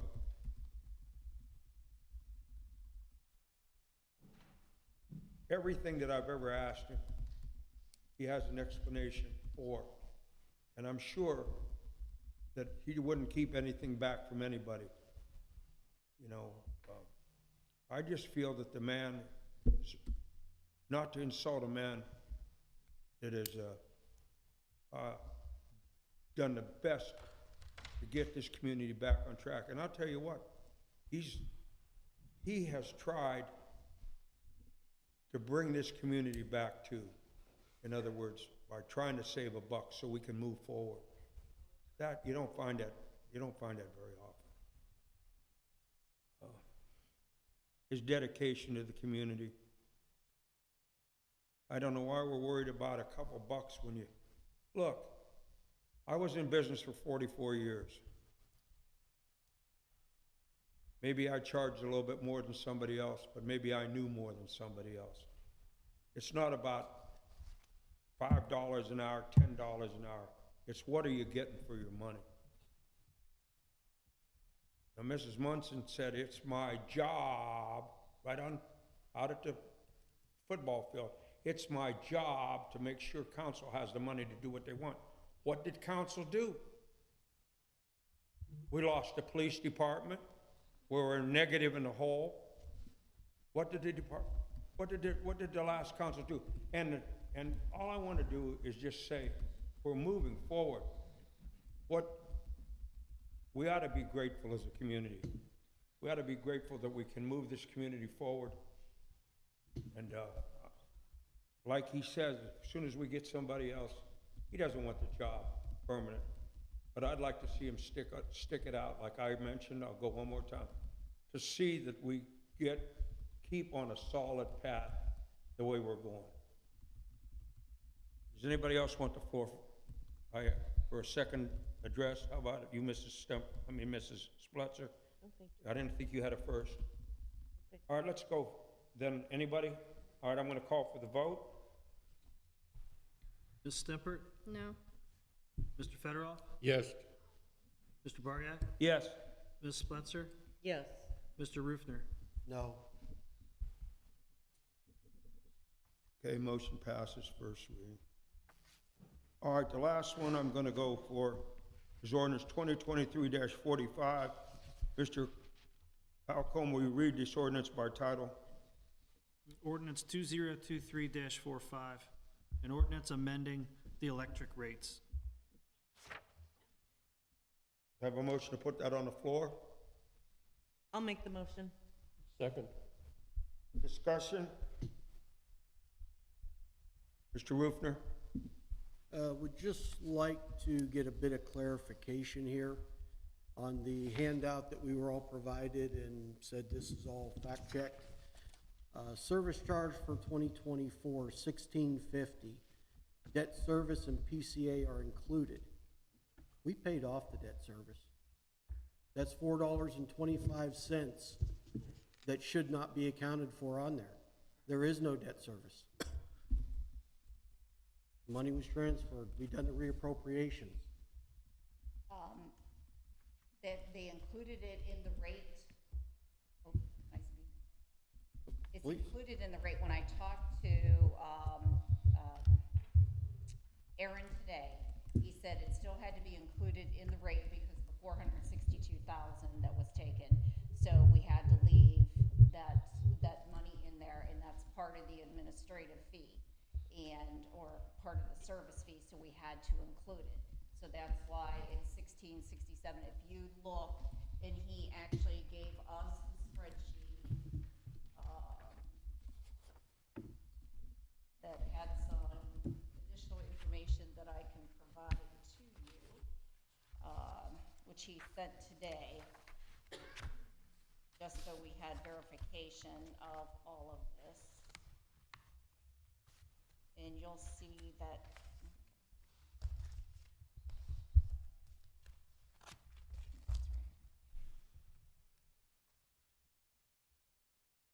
exhibit right here, which I can pass out to you folks.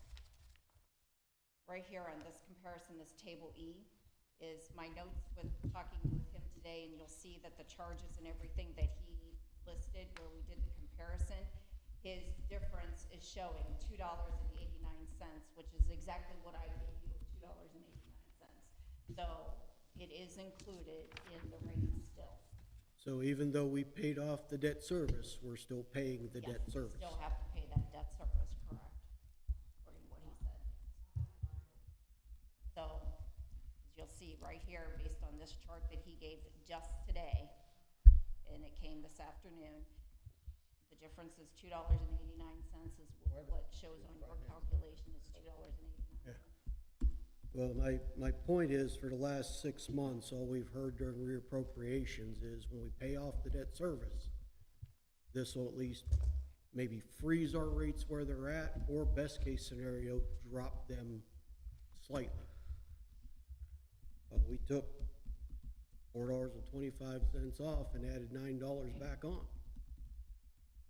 No, Mr. Teeters is going to, at the next council meeting, since there will be a public hearing and, you know, the final passage, he will be here via Zoom to explain everything, and so will Mr. George. Bill could not be here tonight due to a funeral, and so Mr. Teeters, we are arranging to have him on Zoom at that next meeting. Well, And clarify everything for you. until we do get clarification, I'd like to make a motion to table this until the next meeting, when we actually get presented with the information and the facts up front, to better assess and evaluate what's being put in front of us. I will second that. Then the motion is on. Yeah, the motion's on to table it. I seconded the tabling. You seconded it? No discussion. No discussion.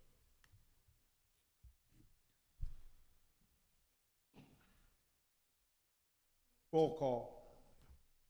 Ms. Spletzer? Yes. Mr. Rufner? Yes. Ms. Stempert? Yes. Mr. Fedorov? No. Mr. Bariak? No. Motion dies, then we'll table that. The motion Motion. I mean, the passed. motion to table it is adopted. Right. Public comments? Until the next meeting, right? What's that? Until the Right. next meeting. So To the next meeting. it'll be on first read next meeting. First reading next meeting. Okay, can I please have public comments in?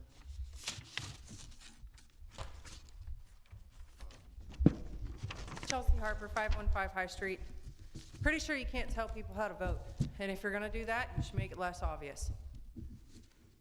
Why are we transferring money if it's being reimbursed? Some people kind of answered that. What company did the work? Because a million people are asking, and nobody's answering that question. Are they a registered company? Because I'm pretty sure that got voted in not that long ago. So people are bringing it up now, and now you don't need the money. Some of those numbers didn't make sense. But I can read a spreadsheet, so if somebody could get me a spreadsheet with that on it, if I have to public records request that, I will. How do you not know how many hours you work, or did you just not want to tell Mrs. Stimpert? We all know why some people want certain people to stay, and I don't think that insulting laborers, when a lot of the people in Newton Falls are laborers, so whether you paint for $1 an hour or whether you paint for $150 an hour, sometimes it's about quality over quantity. Sometimes it's not about the money. So I don't think that we should be insulting an entire class of people, especially when, you know, votes are coming around, whatever. Maybe you don't care. But insulting the people who are out here trying to talk to you, and we know half the time it doesn't make a difference. But that's rude. Regardless of who you are or what position you have, it's rude. Last I checked, we don't pay people more money to leave. So I'm not sure why it needs amended. I've never left a job and been given more money to train the person that's taking over for me. So if it is the same amount of money, so be it. If you had an issue with not having benefits prior to now, should have spoke up prior to you leaving. To me, that doesn't make sense. You actually have to post a job in order to have someone replace the person, though. So we should probably work on getting that job listing set up. I'd really like to see credentials, and I think that should be public records too. It is nothing against Mr. Housley. He seems like a good person. However, all I hear is the credentials that people have and the certifications that people have and how they're qualified for these jobs. I would love to see the degrees, certifications, whatever, that actually back that up. Any job you go to, they want proof. They want to see the pretty piece of paper that says that you're actually qualified. And, you know, we're hearing about all of these phone calls. Last I checked, when you have a salaried paid position, okay, that means any time. The time that you clock in is the amount of time that you are supposed to be in office. But as a salary paid person, your phone should always be open and you should always be answering emails. I mean, maybe I'm wrong, but, yeah. Other than that, the entire time, I'm really confused because there were multiple things that were happening, and don't get me wrong, I can follow along most of the time, but like things were said incorrectly and then corrected, and then other people said, no, that's not what it should be, and then we went back in a circle. So maybe we should like have someone who's very clearly spoken running whatever's going on, or stating what's going on, and random people chiming in. Like, reports at the beginning of the meeting are literally that, reports. It is a report for what is going on in your ward or what's going on in the city. Thanks.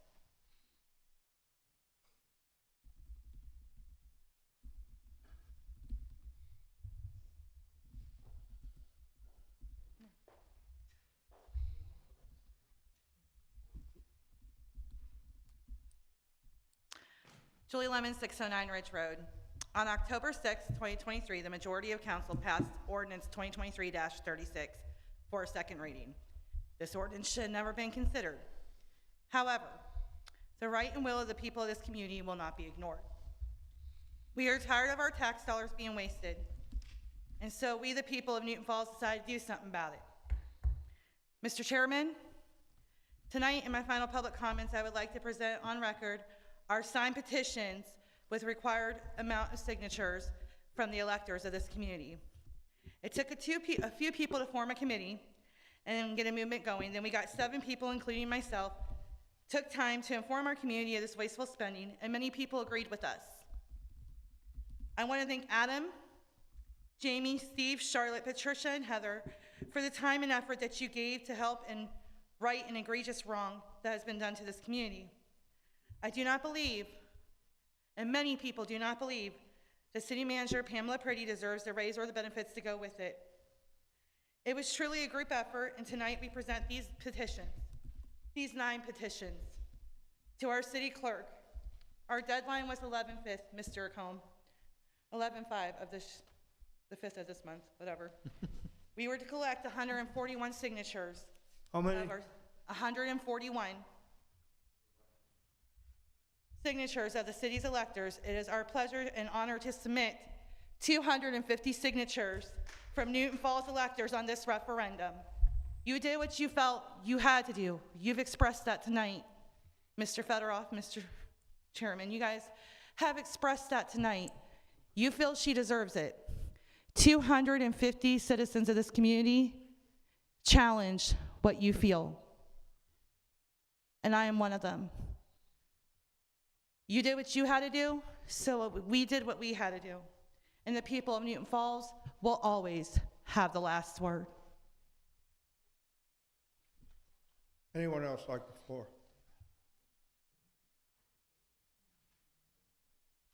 Would you like me to wait till he's done so he can continue with the minutes?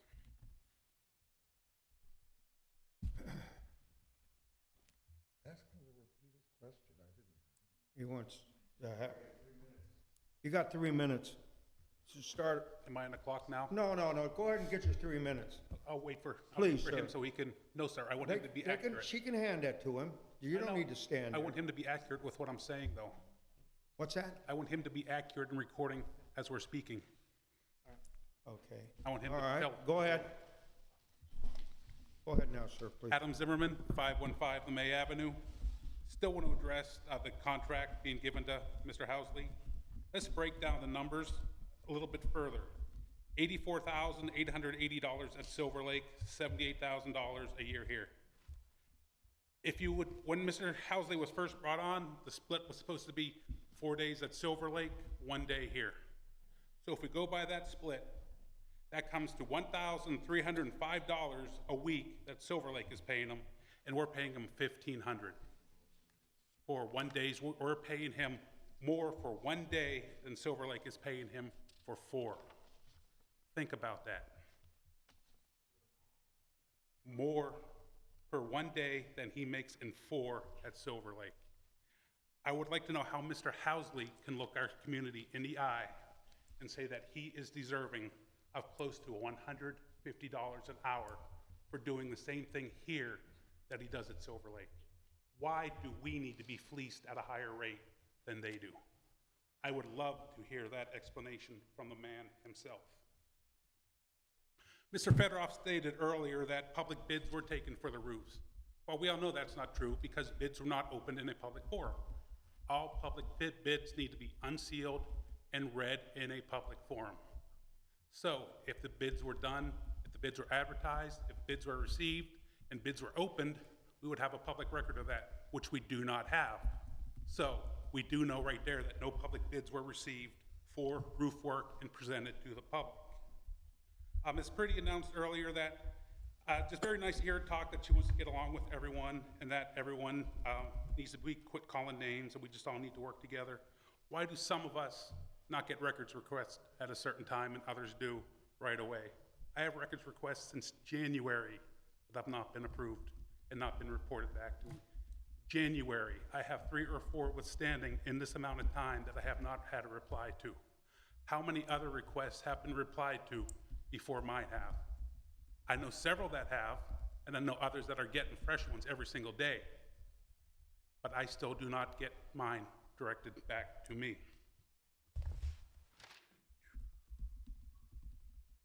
Mr. Law Director, I want to say thank you for interrupting our acting mayor from presenting false information to the public at the beginning about signs in the yards. I thank you for stopping that so no more false information can be given to us. If you want another situation to look at, please just don't stop at Tessa's situation. I look back when I was on council and I was filling an unexpired council seat. Our past law director was paid by our city manager to research that and figure out what happened once the votes were approved. If she won't prove it, if she won't give you the record of the payment to him, I have it. That you can see that he researched it. He already had a statement out there. We can provide you with a statement ourselves too if you need it, and you can't get it from her, that says that once the votes are approved by the Board of Elections, that seat is now empty, that when he is filling an unexpired term, and the person that won the election takes that seat immediately upon the expiration of the votes. It has been researched, it is done, it is provided for here by the city. Time. All right. Thank you. Thank you.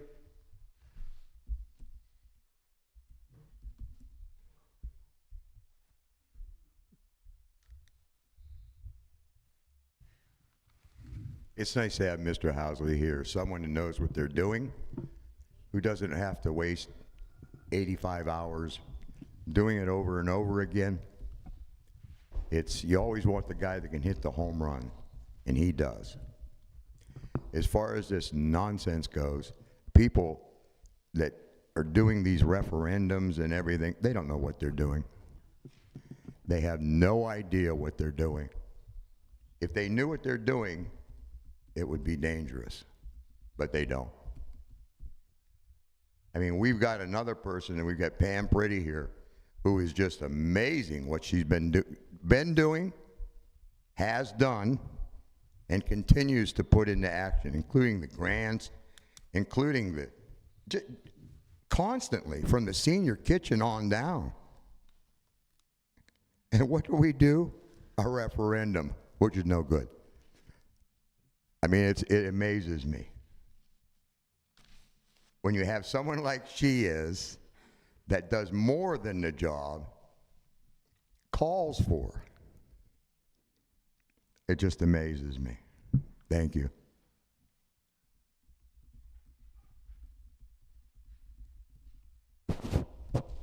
Tricia Benita, 70 West A Street. I thought it was quite reprehensible that Mr. Gideon Federoff and possibly 2 more members of council voted no when Mr. Kevin Rufner made the motion that council excuse Mrs. Julie Stempert from not attending the special meeting that was held at 4:30 last evening. First, I couldn't see why it was so important to hold a 7 or 8 minute meeting before tonight's meeting, and why 4:30 last evening. Mr. Gideon Federoff and Mr. John Boriak certainly don't mind changing the meeting date and time when it fits their schedule. And then to vote no on Mrs. Julie Sempert's request? Thank you.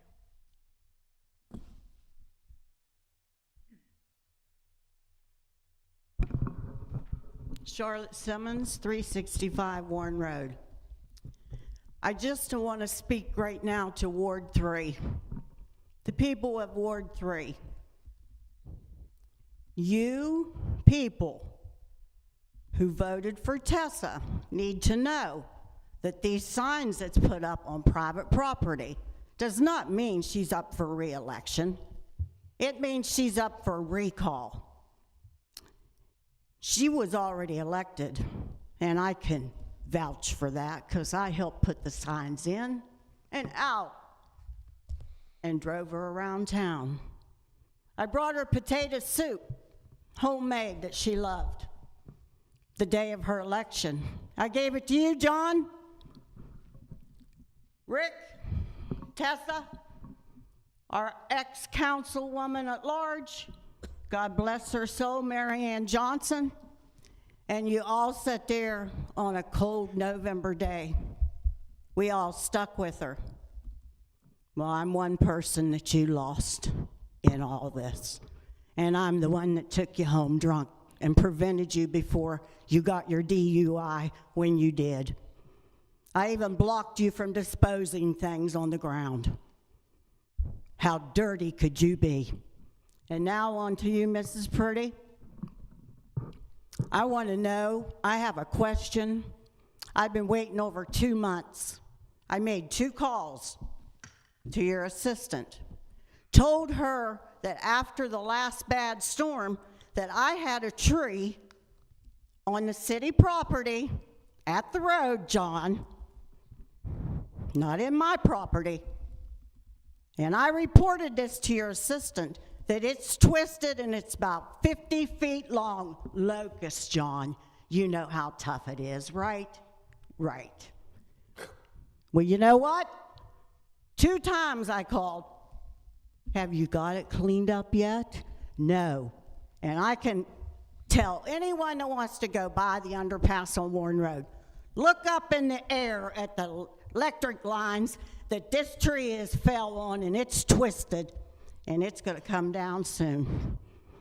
So, what kind of job does she do? Did you get a notice that that was done? Yes or no? Can't you shake your head? Well, I even followed a city worker around town until he stopped. I said, did you get the report to clean the tree up? I don't know anything about it.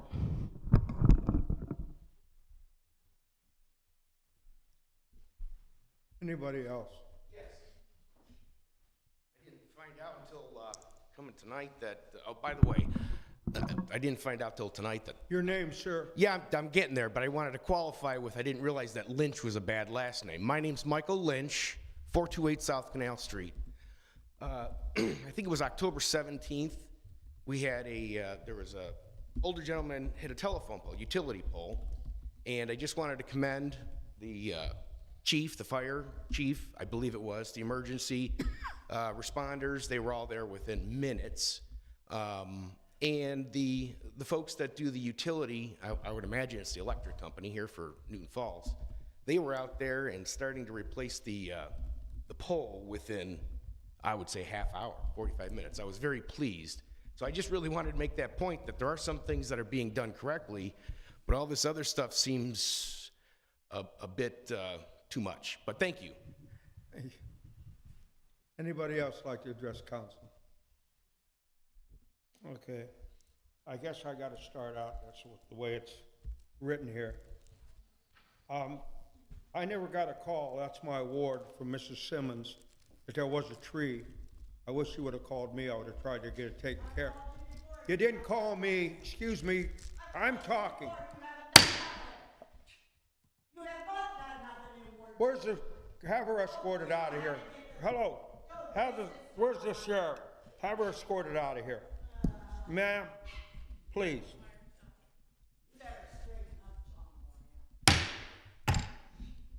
Sir, will you escort her out of here? You had your turn to talk. All I said was I wish I would have been called. I might have got a weigh in on it. Now, get her name and address. Now, here's what I'd like to say tonight. We have an election coming up. I'm not here to endorse or I'm not supposed to. All I'm going to say to the community is this. It seems that the same people, well, they talked about bids tonight. I don't remember Glifka paving, flooring, getting any 98,000 or God knows how much money to put this in here. This flooring, where's any bids for that? We couldn't find, we didn't have a scrap of paper. I don't remember that. I don't remember a doggone thing about that. I don't remember about one of Mr. Alberini, but the $50,000 he was given as a going away present for safety gear. Now, I don't remember there was any bids taken on that. It was supposed to be an emergency. Look, I'm going to say this. You know, they talk about recalling Mrs.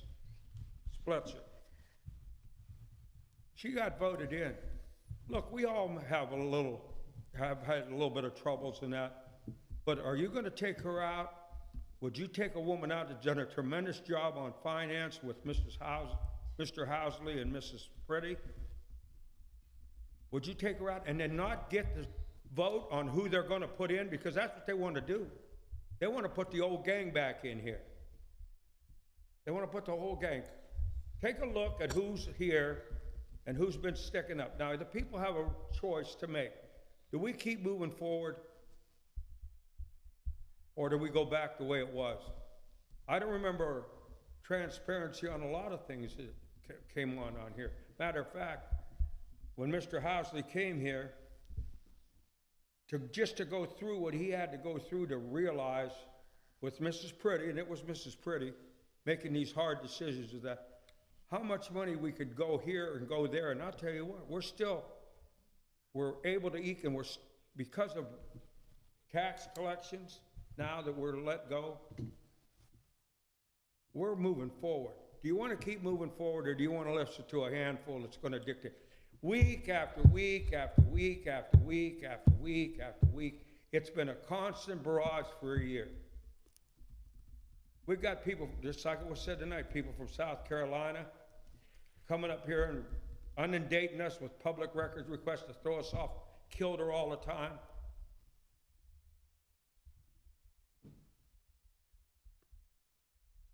We have an ex-administrator who lives in Liberty. Now, what's he involved for up here? With the guy that's going to be the mayor now.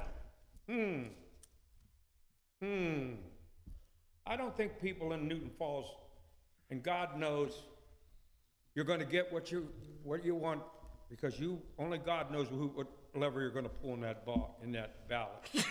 But if you want to think that we're moving forward, Scott Street Sewer Project, Dunkin' Donuts, we've got a steel mill coming. I probably shouldn't have said that right now. We got a new steel mill coming in. We've got economic development even out on 534 that people are. Look, there's a lot of things we can't talk about right now because we don't want to throw it off a kilter. But if anybody can say that we have a senior lunch program, we got 70 people. Some people running for this office did their best to try to shut that senior citizen kitchen down. And the people from Scope had to put her in her place. I saw 2 women crying because they widows, and all they want to do is come there and have a bite to eat and some fellowship. But this is a vindictiveness we've gotten to in this community. Look, I'm termed out. Maybe I didn't do the best I could have done, but I've tried and given my heart, and I never quit. Remember one thing, I never quit. Now, this arguing over this money and that, somebody said tonight here on the floor, what are you getting for the money? What are you getting for the money? Are you getting a man that's a genius? Well, what did we get before? I know I didn't cause our electric rates to go up. I know I didn't pull the 406. I voted against that. 406. And here are the smart meters, $4 million in debt on smart meters. But let's go ahead and put the same gang back in here, because everything we've done, it's nitpick, nitpick, nitpick, nitpick, nitpick. Well, look, I'm done. God will know which way we want to go, and if that's the way the people want to go, so be it.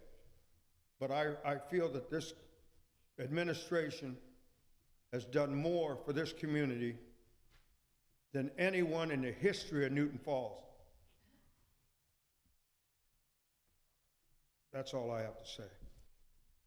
Council members, Mr. Federal? Yes, please. It was brought up a couple of times tonight here about how long will I be serving. I took an oath of office to fill the unexpired term in First Ward. The High Revised Code and the laws through the Board of Elections defines that term. That term ends at the end of December. The people running for First Ward, it also defines your term. It starts the first of January and ends 4 years later in December.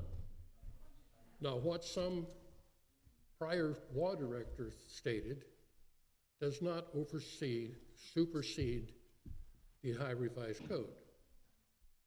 So whether you like it or not, I took an oath of office to be here for that unexpired term, which goes until December. And if you want to get a petition up or do whatever, go for it. But that's what the High Revised Code goes, what it says, and it also defines the time that the newly elected First Ward councilman takes office. So that's, do what you want to do. Mrs. Fletcher, would you like to say anything? I have nothing to say. Mr. Rufner? Just real quick, don't forget this Friday, late night in the Falls, 6 to 10 p.m. Local business is going to be open after hours, open late. Come on out, grab some coffee, take a tour down through the streets. People are always out, and like I said, don't feel offended or be afraid to stop and talk. So I'm usually out there hanging out anyway. So if you see me, by all means, stop. Look forward to it. Thank you. No, wait, Mrs. Fletcher? Mrs. Stempert? Just a reminder to come out on the 17th and support the fire department with their turkey raffle and cooler raffle. That's all I have. Okay, before I close, I'd like to have the parliamentarian would like to address the matter. And then we'll go on with the finance director, the law director, and the city manager. Actually, I had a question for Mr. President. Do you intend to, are you going to ask that the motion be taken from the table at the next meeting? This one here. slate on the table No. by vote. You're the only one who voted against it. For Sean? Put it on the table, yeah. Okay, to table it? Of course I'm You're gonna, yeah, I'm gonna ask that it be removed from the table. Then you have to give notice tonight, so that it appears Okay. under new business. Okay. So what just do I as do? recognized, and say you give notice that you're gonna move to take from the table, this ordinance. Okay, yeah, because we did not specify when that would be Yeah, yeah. table two. Okay, Yes. if I, Yeah, Yes, we did. The motion yeah. was we to did table not it to the ta- next Wait a minute, meeting. he's right. Go ahead, sir. We tabled it till next Yeah, week. the motion was to table here, you think, Well, the ordinance until the next meeting. the motion to table can't be qualified, so whatever may have been the intent. It, Motion to table was Mr. Motion to table. I think Mr. Fedorov will resolve the problem for us. okay, if I could, we're talking about ordinance 2023-44, an ordinance authorizing amended employment agreement with Sean Housey for serving as village director of finance. That motion was to table it. No, I- it's the wrong ordinance. The electric rates, It was the electric 2023-45 was the ordinance that was tabled. Electric, was it? The electric rates? Yes. Well, my mistake, whichever motion was tabled, if it's in the I don't intent think of so. No, I the voted for that. members voting against the motion to table, and my recollection is there was only one, he, she, or they should give notice tonight of their intention to move to take it from the table at the next regular meeting.